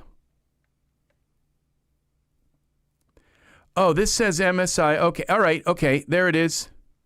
That's a that's a good price for a motherboard. Okay, so I will tell you exactly what you need. Okay, because this. I know this stuff like really, really, really well. Okay, and I will tell you if you need this now. Okay, what we need to find out is now there's stuff that they don't tell you here. They don't tell you what you need to know on Amazon. Okay, the stuff that's the most important part of this, they don't tell you here. Okay, so you have to take this motherboard, okay, and you have to look. Okay, this is takes a Pentium processor. All right, DDR4 is not bad, but okay, is what I'm not seeing here is whether if it's PCI Express 3.0 or 4.0, it's not saying here. It would say it on the box. Okay, DDR4, see, nothing here is telling me that. Okay, that is the most important. It's like I think I'm distorting my mic here, but that is the most important thing you need to know. Okay, is this PCIe 3 or 4? Okay. And so what we do is we take this MSI Pro Series DDR4 Crossfire ATX motherboard and we take and copy that. We go into Google, we type that in, and then we type specs. All right, after the word. Okay? And here's where we get the truth, okay? USB 3.0. Dual channel, okay, 6 SATA. So 2 PCI Express 3.0. So yes, you need a new motherboard, okay? Your graphics card that you have plugged into there, and 4x PCIe, okay? And it says that we have 4, so you need a new motherboard and chip, okay? And this is what the last video, I told you in the last video, you want to go back to the video I did yesterday. And in the middle of that 6-hour video, okay, and in the chat, I post a link to a motherboard and chip combo. All right? And I will, I'll see if I can find that again, okay? And the reason why you want to do this is get another motherboard and chip is because of this PCIe 3.0. The only thing, the most important thing, kind of, and the only thing that's like not written here, it's like, you know why? Because they think we're stupid, you know, that they're going to leave out the most important thing here, okay? And another thing is the CPU socket. This is not the most current socket, so you can't just get another, even if you get a more powerful chip, okay, you're still going to be stuck with a PCIe 3.0. Now, you could go to a PCIe 4.0, but why buy a PCIe 4.0 when, like, in another few months, they're coming out with the 5090 graphics card, which you probably won't want to spend $2,000 for, but someday you might get one used or get one cheap or something, and you might want to put that in your computer, and that is not PCIe 3.0, not PCIe 4.0, that is PCIe 5.0. So you might as well, if you're going to buy a new motherboard, you might as well buy a PCIe 5.0 motherboard, okay? And you might as well get a chip that might be able to sort of handle that 5090, okay? So we're talking about just getting the most important aspects first, okay? And that's the motherboard and the chip. And then you can add things. You can buy a bigger N.2 and see what happens, okay? Now this PCIe 3.0, okay? It says times 16, okay? And this times 16 means that there are 16 highways from your graphics card to the brain of the computer. 16 highways, okay? Now, if you plug in an M.2 card, it might drop it down to 8, okay? Now, this is the difference. Now, these 3.0 16 highways, okay? It's like they're like 2-lane, okay? They're actually 1 lane. They go both ways, okay? But it's 1 lane, okay? Because each one of those 16 highways to the chip, to the brain of your computer, each one has one gig, I believe, per second that it can process, okay? Through the highway, okay? 1 gig per lane. So the total amount that this can do, your motherboard, is 6. If your PCIe is still at 16 lane and something hasn't cut it in half to 8, and if it's cut it in half, then the most your PCIe lane can do is 16 gigs per second, okay? And Daz can easily, I can make a scene in my computer with 24 gigs, a Daz scene, and every time I move the camera, it's trying to deal with 24 gigs, okay, of stuff in the scene, all right? So this, all right, now PCIe 4.0, I'm not sure exactly what the throughput is, like how many lanes that is, but I know what 5.0 is, and 5.0, see, this is 1 gig per lane. 5.0 is 64 gigs per lane. So that means if your graphics card got like deprived down to just 1 lane, it would have enough throughput on that 1 lane because there'd be 64 lanes on that 1 lane to your motherboard, to your chip. Okay? See, so this is why now if your graphics card only runs at 3.0, well, don't worry, because it will have the 4.0 lanes. It will have if it runs it will have enough power to run a 4.0 motherboard. Will have the bandwidth to run because it will still only be drawing like those gigs, those small amounts of through those lanes, through those super highway lanes. Okay, so this is the first thing is you want to set the foundation of your computer to the most powerful thing you can, and then from there, like every month, you buy maybe a $200 printer, you buy maybe a $200 M.2 card, you might buy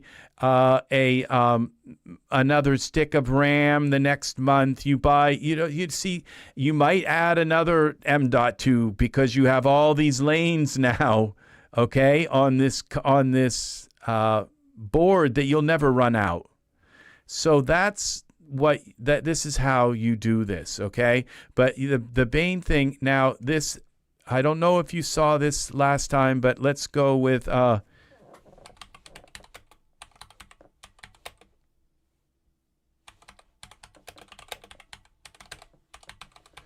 okay, Intel combo. I think this is where's the one that I saw here?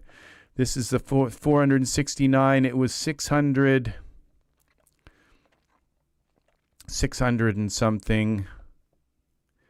8P cores.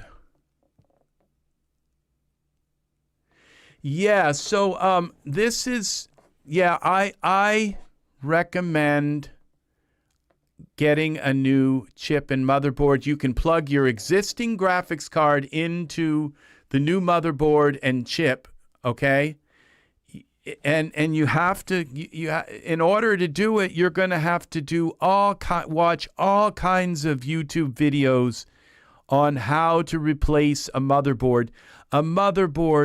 To replace the motherboard in your computer, I mean, it's you might just want to buy a new computer, and that may cost you a couple $1,000, okay? But then all you do is push one button, turn it on, and then when you want to stick an M.2 card into it, another one, you just have to, maybe spend a day figuring out how to do that, okay? But to change your motherboard and the chip, you're probably going to have to do a couple hundred very delicate tasks in a row to get it all to work, okay? You've got to put these little teeny like things on these pegs, on these little metal pegs to make the lights work on the front of, when the power switch to turn, so the power switch is plugged into the motherboard. You have to go into the BIOS and change all kinds of stuff in the BIOS. You have to hook up all your hard drives and all your other drives. You have to make sure all the little risers on the motherboard that the motherboard sits on and the screws go in, that there aren't little risers touching that could short out your motherboard. The risers all have to be in exactly the right places, and you can't have any risers that aren't supposed to be there, so that the motherboard fits in the case perfectly right without risers shorting out the bottom of the motherboard. There's like just a whole myriad of things you have to do to replace the motherboard. Okay, this is it. I think this is the one here. Yeah, this is 39K. This is it. Okay. Oh, and I have this up here. Let's see if this is the same one. 688. What's this? 688. Okay. So I can go here and I can go onto this computer. I can open up Chrome. Open up this, and I can paste. This is what you want to buy. And so what you do is you can save yourself possibly some money by buying this and putting it into your case. Okay, now we're going to go here to, where is that? Right here. And then we're going to copy this. And if you want to save yourself like a lot of money, then what you do is you buy this. Just buy it, okay? And then you do all kinds of work to learn how to put this into your existing case. If it will fit, and this is an ATX, I believe. Yes, this is an ATX, so it will probably fit in your motherboard, in your case, okay? Because, that other motherboard that you have is an ATX. And if you bought that motherboard from Amazon, then you actually know how to put, what it entails putting a motherboard in. And this gives you the motherboard And this is a 5.0. Okay, as you can see, this one actually tells you, it says PCIe 5.0. So you will have to buy some RAM because your RAM won't work. And so you're going to have to spend on top of this 800. It'll cost $1,000 to upgrade. All right. But you will have to spend, you'll have to spend another couple $100, $300 on maybe, because you want to get at least maybe like 90 gigs of RAM. You don't have to have 128, which would be the maximum you could put in here. But you want at least 90, okay, because the you want to have double the amount of RAM that your graphics card. And these 5090 graphics cards are probably going to have 24 gigs. And so 24 and 24 is 48. So you would actually only have to have 64 gigs to, so you could get by with 64 gigs, which would only be a couple $100. So you could get by 688, 788, 988, 688, 788, 888. So it'd be like $888 if you got 64 gigs of RAM, and it has to be this it has to be DDR5 RAM. Okay, your DDR4 RAM will not fit in here. So that's all you have to do to turn your computer into a super machine. Then your current graphics card, if something has cut those 18 lanes, those 16 lanes down to 8, it will get its 16 lanes back, okay? And then immediately, without even buying a new graphics card, you will probably get 100% of the performance out of your graphics card. You will immediately notice a difference in your graphics without even buying a new graphics card. Okay? Your scenes will kind of flow like butter, sort of, to a good degree, like they never have before. So it's the chip, and this doesn't come with a cooling fan, okay? So you'd have to buy a cooling fan, and I would suggest one of these NOC, N-O-C-T-U-R, I don't know how to say it, NOC, Chura likes 120 millimeters. Well, let's go to the 144 millimeter. No, that's not it. We want PCI fan. It's Noctua. We would want a CPU cooler. These are the ugliest coolers in the world. That's $100. Now, if you already probably have an Intel chip, your current cooler might work, because you don't really have to get like water cooling, or even if you use just the stock cooler, get like yourself a stock Intel cooler, which you could probably even get for maybe $50 or something. It will cool it enough until you can save up and maybe buy one of these, okay? So this one right here is $50, all right? You just have to make sure that it works with the Intel. It'll say the LGA 1700. So this right here will work. This is what you want to buy. You don't want to buy water cooling, okay? Stay away from water cooling. And the reason why I say that is because it's, number one, it's very hard to install in your computer, and most computers don't have room for it. And number two, it gets all gunked up inside, and it only lasts maybe at the most 3 years, and then it stops working, and your computer starts just kind of burning up and burning up and burning up.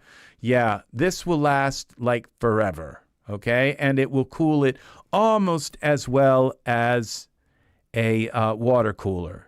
Now, will you be able to overclock? I don't really suggest overclocking anyway, okay? But you might be able to overclock a little bit, okay, if you work at it. Check your temperatures and see what's up with it, okay?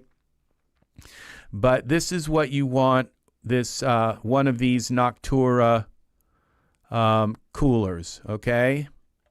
So if you don't have a kind of nice cooler already that will work, you look up your cooler that you bought and see if it will work with this LGA 1700, because that is the that's the socket here, okay? It's the LGA 1700 socket, this little socket thing. If we click on this here, this will take us, and this is an Asus motherboard, and Asus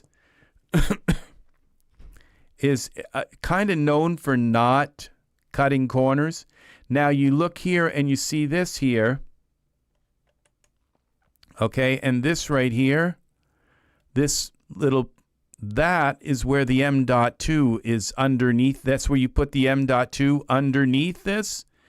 And yes, maybe the M.2 will cut this down to 8 lanes, but these lanes are so ridiculously big that those 8 lanes will be plenty for it probably won't cut this down to 8 lanes, okay? So I'm not exactly sure how that works, but even if it cuts it down to 8 lanes, it will still be much faster than what you have, because it's going to be leading to a much faster chip. And then you look at this chip here that's in this machine, and it's got 8 cores. It's got 8 performance cores, which are hyper-threaded. So these are actually 16 cores. And then it's got these 16 E cores that help these P cores to kind of function right and do background stuff. 16 of them. And so in total, you have 32 cores. Okay, that's how many cores. It's because this is actually 16 cores, and that's 16 E cores. That's 32 cores. And these are like very 5.88. It says up to 5.8 gigahertz. I don't know if that's through overclocking and everything, but maybe if you don't overclock, they're at least going to be 3 gigahertz each. And if you're running at that 3 gigahertz, they'll be nice and cool. They won't be get very hot. So plus you'll have the 16 E cores also, which are almost as powerful as these P cores. So yeah, this is it. This is the way to go. You got to get $1,000. That's what you got to do. You got to get $1,000, and you want to buy this first, okay? And then you want to look for your RAM, which would be the DDR5 RAM, and then you need if your cooler won't work on this, then you got to get a cooler. If it has all the brackets and if your cooler says, you got to look up where you bought your cooler, and it will say if it works with an LGA 1700 socket. And then you're golden. And you got to also buy some, like that Gorilla, whatever is not Grizzly. You want to buy some of that Grizzly paste that goes between the and that's like $8, $6 or $8. So the Grizzly, where is it? Grizzly paste.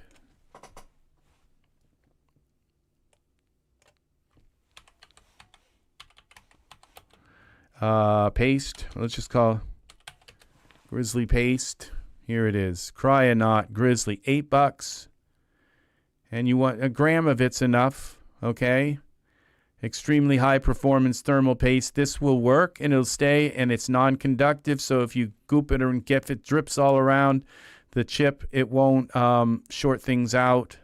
It's non-conductive.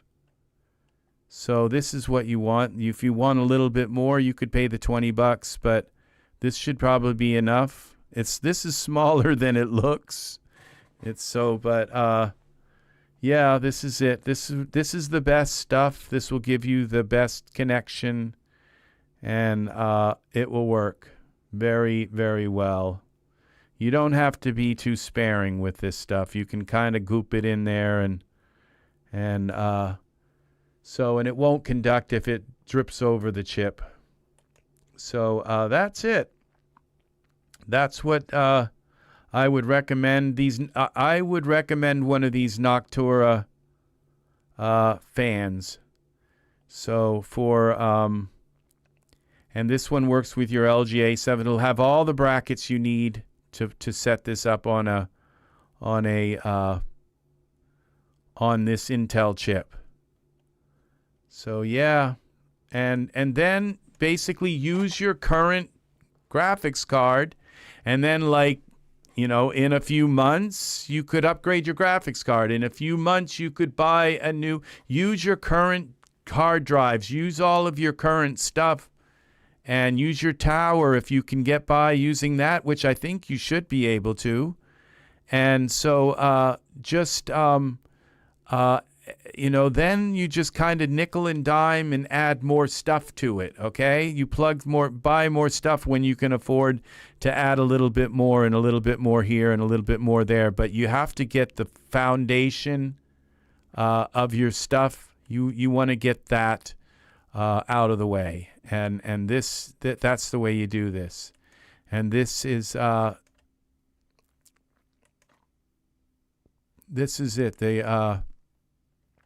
This is the kit here, and it's $688 for the chip and the motherboard, and you have to get RAM, and you're going to make sure you have a cooling, and you may, if you have to think about your power supply, that your power supply should be probably around 800 watts. If it's 600 watt, a 600 watt power supply would work with this motherboard and this chip. Maybe even a 500 would. It all depends on what you have for a graphics card currently. If you have a 1080 Ti, you could probably get away with a 600 watt power supply. If you have, a 3080 or something graphics card, you might be able to get by with a 600 watt power supply. If you have a 3090, you might want an 800 watt power supply. If you have two 3090s or a 4090, then you probably want like 1,200 watt power supply, or maybe even a 1,600 watt, so that you're ready for maybe a 5090. A 5090 will set right into this, okay? And that's the thing. And it won't run that shabby on these 16 cores and it'll have 5.0 lanes for it.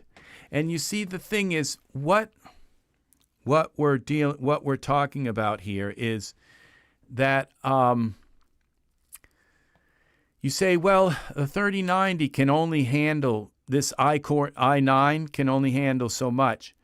Well, the thing is that the problem is a lot of times things block the power before it gets there, or the processing from the graphics card gets there so slow that this Core i9 is kind of barely working. And the thing is, it's so fast, and these clock speeds are so fast that it can get stuff done before the graphics card sends more, because it's so fast. And then you have this new RAM here that is like twice as fast as the DDR4 RAM. And so that gets stuff done twice as fast. And see, so it's already done before the graphics card sends more, you know, that kind of thing, because they're so fast. And that's the difference between the chips you have now and these chips. And so, you know, if even at 5.8, that's almost 6 gigahertz for these P cores. I believe this 5.8 gigahertz is for the P cores. I'm not sure, but I think the E cores would be, now it says 5.7 here. It says 5.8 there. Come on, which one is it? I think it's 5.8, but it says up to 5.8 here. And up to, that probably means if you overclock, and you might be able to, with this Noctua cooler, you might be able to set this to turbo. And if you set it to turbo, it might actually that might be the turbo speed. That might not be actually the overclock speed. That might be the turbo speed, which is you just a switch in the, you'll find out. Because if you switch it to turbo and you go and you start working on your Daz in your computer, and all of a sudden your computer shuts off, well, it obviously got too hot and it couldn't handle the turbo speeds. So then you just switch it back to the non-turbo, and at that point, you can figure out if you might need water cooling or something. Okay, I'll just use the stock cooler. My CPU is an i5. Yeah, i5. Yeah, so it's kind of old. Yeah, that's Yes, you can use the stock if the stock cooler will fit. Okay, then you could use the stock cooler. I personally would recommend getting one of these Noctua ones, okay? Even this, because, like, notice how many of these little metal things come down from here. It's kind of hard to tell here because they've got them hidden and they're showing them sideways. But it looks like this one has 3 of them that come down, okay? And it has 1 fan. Okay, now let's go back and let's look at some of the other ones. Now look, this one has 1, 2, 3, 4, 5, 6 of those metal things on each side and 2 fans, okay? And it's $199. This is, I think this is maybe a little bit more than what I have. Mine might have 5 or 6. 1, 2, 3, 4, 5, 6. This is what you want, okay? Because it's going to pull that heat right up from that chip with all of those little heat sinks and pull that right in, all that heat into here. And then the fans are going to push it. You want the fans to push it out towards the back of your computer. So make sure you turn it the right way so that the fans push the heat out towards the back of the computer, okay? And then your fans in the back, you want them sucking out, okay? So, but this is what you want, really. You want something that's going to have 2. This is what I have. Mine has two fans on it. I don't believe mine has 6 of those. Mine may have 5 of them, but it doesn't have 6, I don't think. So this is a sweet, sweet power supply. I mean, CPU fan. This is, and it says Amazon Choice. This is probably equal, maybe not quite, doesn't cool quite as good as liquid cooling, but you will never have this fail because it's just a dumb kind of heat sink. And even if the fans kind of screwed up and stopped working, which your motherboard would tell you if they stopped spinning, because it would stop drawing current, and your motherboard would tell you if the CPU fan stopped drawing current. Now, but even if they stopped drawing current, this would probably still suck enough heat out of the chip for it to still run, okay? So, but with water cooling, it gets all gunked up, and all of the copper inside kind of breaks down, and what happens is the pump just sometimes stops working. Oh, it's just a mess. Sometimes they leak. So, and they leak water all over your system. It's just, there are just, this, like you can see, this is, like having my own airplane in the comfort of my office. That's funny. I don't know how loud they are. I have my computer. I drilled a hole in the wall. My computers are in the other room. I just run a lot long USB cables and HDMI cables long enough to go through the wall and to the back of the computer in the other room. So my studio is silent.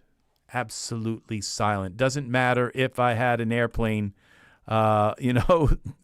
engine cooling my chip. It wouldn't matter, because that is a nice review. Like having my own airplane in the comfort of my office. That's funny. But this is it. This is the one you want. Includes, and this comes with thermal paste. So, yeah, that's funny. It is funny. So Chad is funny tonight. So, yeah, this is what you want right here. And you'll probably never, because, as you can see, it fits everything, okay? It fits the Core 9997, all of these, AMD Ryzen 950X, not all of the Ryzen, it fits everything, okay? AMD 5, AMD 4, offset mounting option for best efficiency. Yeah, this is everything. And this is pretty big. It may overhang your RAM a little bit. So you have to set it the right way. This could cause some problems with your graphics card, depending on which way it fits. Okay. And I think there may be a way of, see, mine, is different, where the two metal fins, okay, are are together, and then the two fans are on each side of it. One is on one side, and it's still the same width, I guess, but the fans are on the outside, kind of pulling it through both fins. This is probably a more efficient design. So I wish I had this right here. So, yeah, mine is just probably the next level down. And these fans are pretty quiet. They're as quiet as Noctua. They don't mess around. So it's the ugliest fan in the world. It's uglier than the worst fan in the world, okay? It's just ugly, and people have told them it's ugly, and they don't care. They just keep making them look. They all look this ugly. Everyone, they all are this brown, yucky, this baby puke kind of color. So, but that's it. So that's the Noctua. We're talking about efficiency, not about aesthetics. Yeah, well, it is that you see that and you know exactly what that is. And I don't believe other companies really have anything on this Noctua company. And so you go by the amount of these fins on the bottom, and that's how well it's going to cool your chip. Okay, and I believe there's the same amount on both sides. So this is a beautiful, beautiful thing. So, but you do have a point, okay, that your stock cooler will get you by. It will get you by until you can buy one of these. And so, one of those months, you might buy... You might have a little extra left over and buy an M.2 card. That's $200, which is going to give you all the space you will ever need. And the thing is that the new M.2s that are out, they let's see, 5.0 M.2. Okay, these are, okay, this is PCIe PCIe 5.0 P. So there are new PCIe 5.0. See this? This is one. Look at the speed of that. You see, these are new. So, and they will work in this motherboard. So 1 month you might buy, but you don't want like 1 terabyte. You would want at least maybe, you'd want 4 so that you'd never have to buy another one for like at least 4 or 5, 6 years. This is, let's see, how much is the 4 terabyte? And I'm going to tell you right now, M.2 4 TB, that 4 TB, that this is 4 terabyte, and this is M.2. Okay, this is 7,000. This is 4.0. Okay, I don't know if they even make 5.0 yet for 4 terabyte. They're so new. Rocket 4 terabyte, M.2 5 Gen PCIe Gen 5. Okay, look at the price of this. Okay, this is this is the M.2 PCIe 5.0, which will work in your motherboard. All right, well, actually, I think I'm done. I think I've given, yes, right there, this right here. But I spent $400 for my 4.4, I might have even been $500 that I spent for 4 terabytes, but the speed of this right here is 14 gigs per second. And so when you click on like your figure in Daz Studio, you just count like 1, 2, 3, and there it is in Daz. So that's what you're buying right here, okay? Is that as soon as you click that figure, boom, there they are in Daz, just standing there.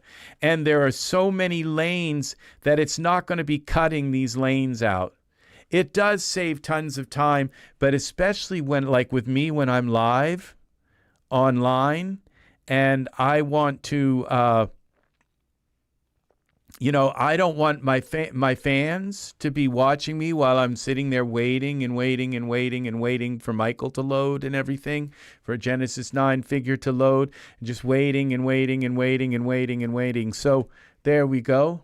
And it will load all those morphs. You don't have to use turbo loader or anything. It will just load everything, all the morphs, everything instantly, kind of instantly. I don't think it'd be instantly, but I wait maybe 15 minutes to load a scene subset if it has more than 3 figures and an architecture. Yeah, let's see. That will be all of that will be fixed by getting this chip and motherboard. Okay? In time, you'll be able to buy something like this. This, in probably about 2 years, this 4 terabyte 5 Gen, which will work in your motherboard, in your new motherboard, this will be down to about $200 in probably a couple of years. So that's the thing, and it will work in this motherboard. So maybe not even that. Maybe it would be down to a year because people are going to be buying these like crazy. So this one right here, it goes by this is 4.0. It goes by like 4,000 megabytes. This one goes by gigabytes per second. Okay, 4,000 megabytes. Not even that's 4 gigs per second. Okay, 4,500 megabytes per second. 5,000. That's 5 gigs per second. This is 14 gigs per second, okay? That's 14 gigs, and your entire scene per second is only probably about, maybe 6, 7, 8 gigs, So per second. So that's what we're talking about here. So, all right, I hope this is helpful. As you can see, I have been poring over this stuff. The reason why I know this is because I love to drool. I drool all the time. I drool all the time. And it's just because, and I'm sorry to be so vulgar, but you can see that I just look at all of this stuff and I go crazy over it. It's like candy in a candy store, So now I would recommend do not buy the 2 terabyte version, okay? If you're going to buy anything, buy the $700 version, okay? Because spend $700 on this, okay? Yes, it will be expensive, but you won't have to buy another one in 2 years, okay? And you won't have to move all of your Daz stuff, 10,000 of your Daz items. You'll have 10,000 items, okay? Like right now, if you look at this, I have this PC on my Daz, okay? I have 11,000 items, and I still have almost a terabyte free, okay? And then I could go in here and I could uninstall a ton of stuff. I could maybe just rip out all of my HDRIs or something. Some of that stuff, I could possibly do, but I still have a terabyte free right now on this one, okay? So 4 terabytes is so that means I've got enough room for probably another 5,000, 6,000 items before this gets full.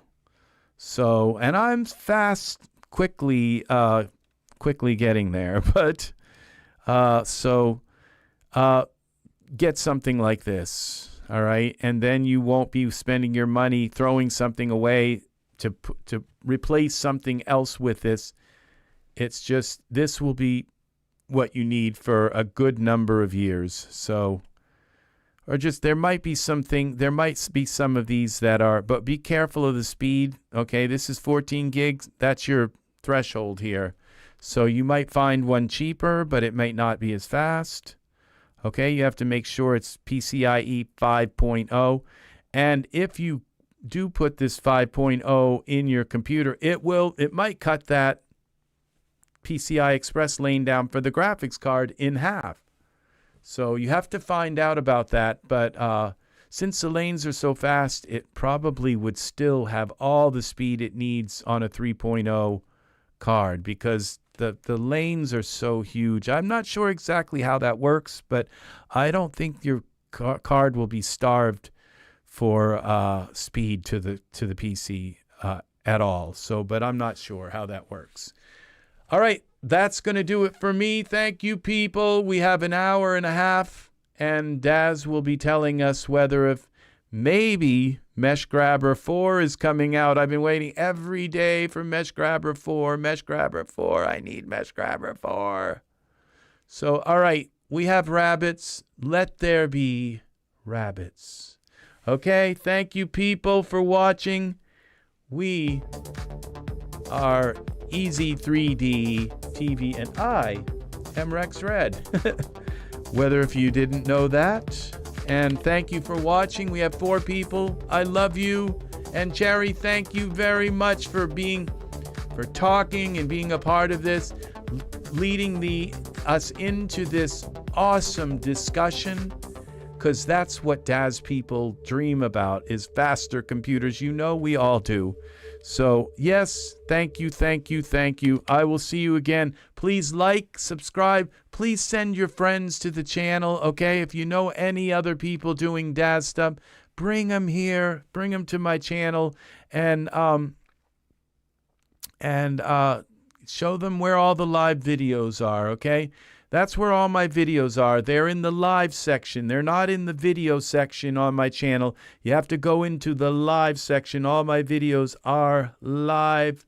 Have a wonderful, wonderful night, what's left of it. Angus, good night, my friend, if you're still here. Ed London, Pat, welcome. And Cherry, thank you. And Crypto X was here as well. Thank you, people, for watching. If you're, maybe we got people right now, it's morning. I don't know if it's in the morning in the Philippines or whatever, but I love you all. Take care, and I will see you again in the next EZ3DTV tutorial. Bye-bye.